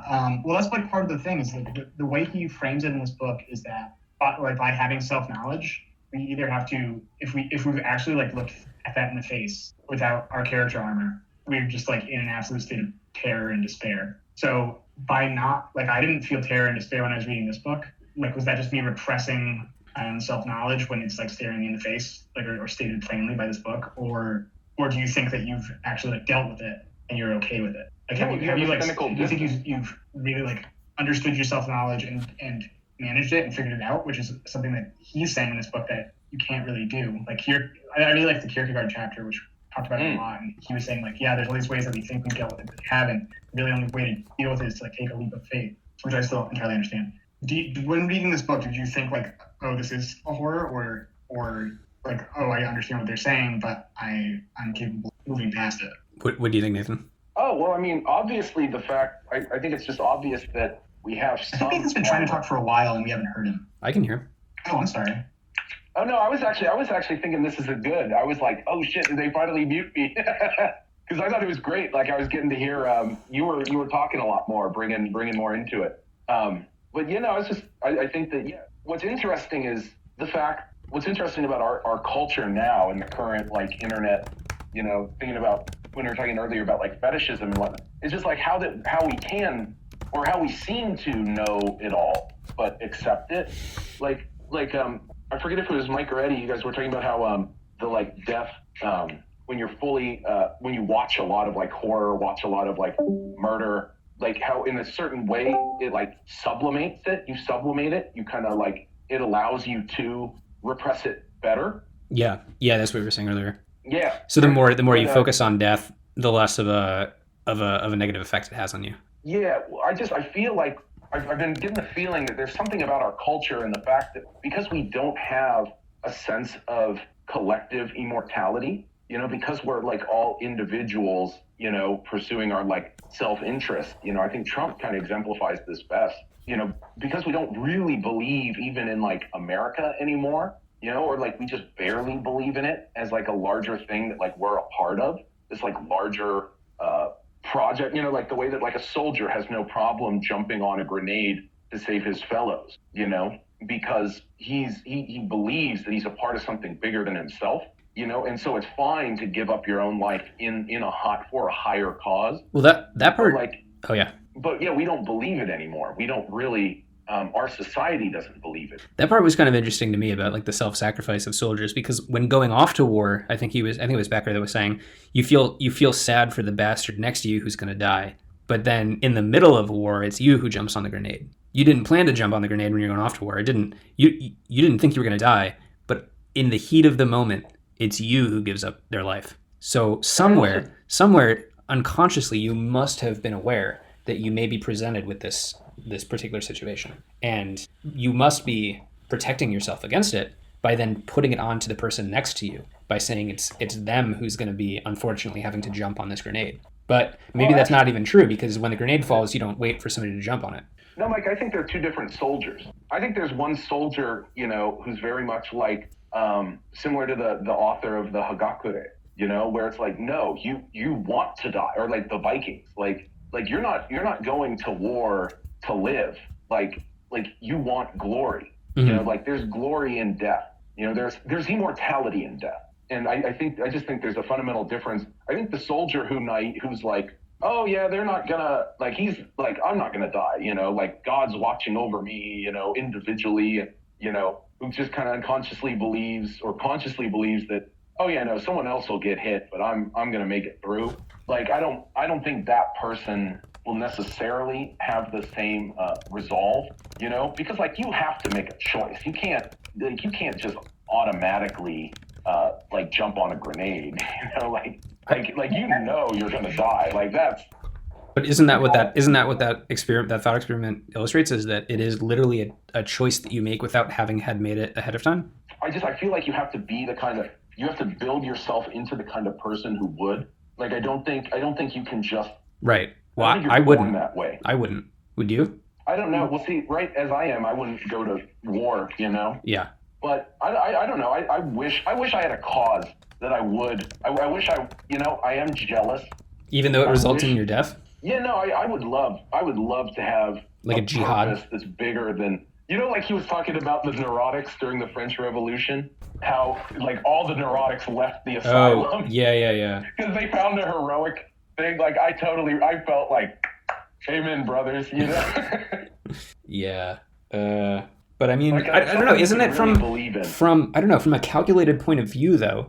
What you're doing is you're saying, I feel like you're putting it into fifth gear. You're burning all the gas real quick to flame out in some glorious. What you're doing is looking to there's this great quote in Hamilton, that musical where like, oh God, have you seen it? No, I just listened to a little bit. It's Hamilton's looking to me. Oh, it's offensive. Okay, well, prepare to be offended. Hamilton is looking to basically die in war and achieve glory, and Washington says something like, "You're looking to be a martyr. Well, dying is easy. Living is harder." And I guess I just sort of take umbrage with this, that we, on one hand, try to preserve our lives, and that we're constantly, calculating and optimizing and looking for the best ways in which to live. And at the same time, we're professing that we're looking for this glorious way to die, this righteous cause, this jihad to let ourselves be taken by, to give our lives meaning, even though it means, having the candle burn out that much more quickly. And I just feel like, just by virtue of the way that we live our lives, all that is a platitude, because clearly we don't actually feel that way. It's more of a way that we want to feel. Some people feel that way, right? Yeah, the ones in Saudi Arabia. Do you guys have anything else that you want to bring up about the book? Oh, well, can I just add, I just wanted to say that, in the sense, like you were talking about repression and, or in the utopian. And I just, in kind of in this vein, God, how to say it? Yeah, I think repression is not, that was one part where I kind of lost, Marcuse lost me, I agree with his formulation of some of the problems our society has, but not, saying how do you call it, free to do whatever you want is not right either. Mm-hmm. Yeah, it's funny that we want freedom, even though we know getting complete freedom is not better. Yeah, no, I definitely feel the desire to be a part of something bigger. I just can't stand the biggerness that America is currently. Mm-hmm. I really would have. It would have been great to have been a soldier or a Christian. Yeah, yeah, if I could believe in it, I really wish I could. You know, I wish I could go along with that group, you know, in that way, but it just. Or some sort of, German in the 30s. Oh yeah, dude, Mike, that would have rocked. That would have just been. That would have been a lot of fun, you know. Well, sometimes you just the you miss out. Getting after it. Born into the wrong century. I'm sorry to say. Yeah. Yeah. Or. Hey man, be the change you want to see in the world.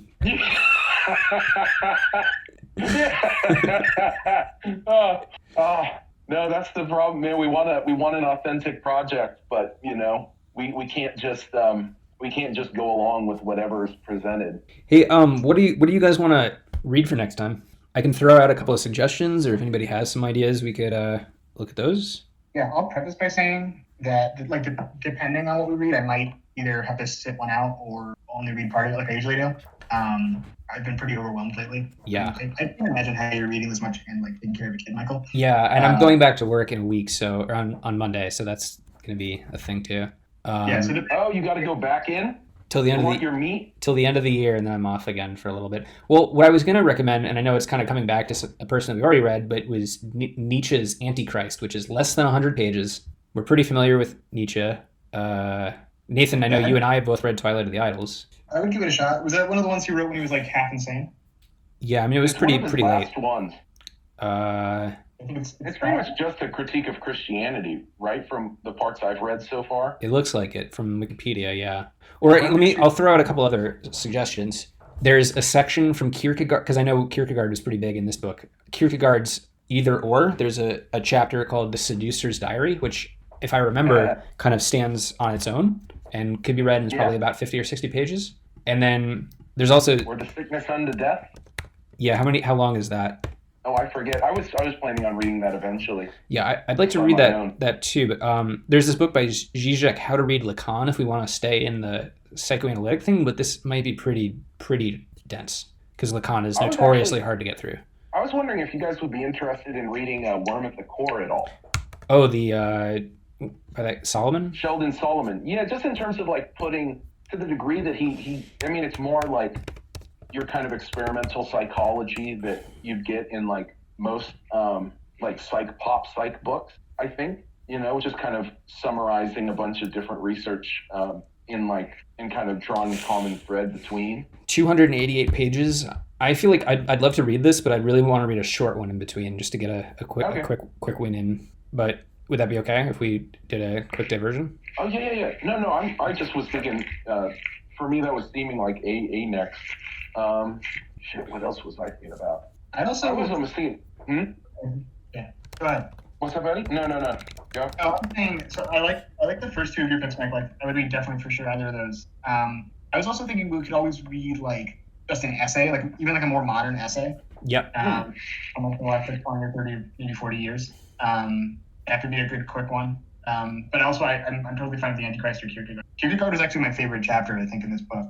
Talking about the psychoanalyst. Okay, then why don't we do the Kierkegaard? What's that? That was a good chapter. I did like that a lot. I skipped that one.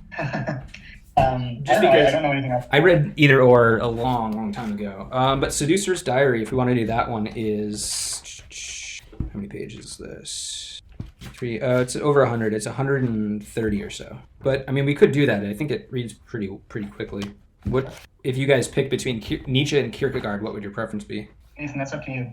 Damn, I was hoping you'd decide. I guess my leaning is toward Kierkegaard, but I would read the Antichrist. Okay, let's do.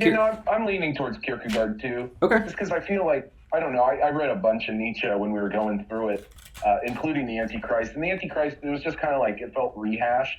Like I feel like Twilight of the Idols is far more interesting. Okay, let's do. Or even Beyond Good and Evil. Like if we were to do more Nietzsche, but I almost feel like we got it, Or I felt like I got it at least. Yeah, let's do Kierkegaard then. Sounds good. Okay. All right. It's 7:00. I'm gonna end the recording. Cool. All right. Great talk, you guys.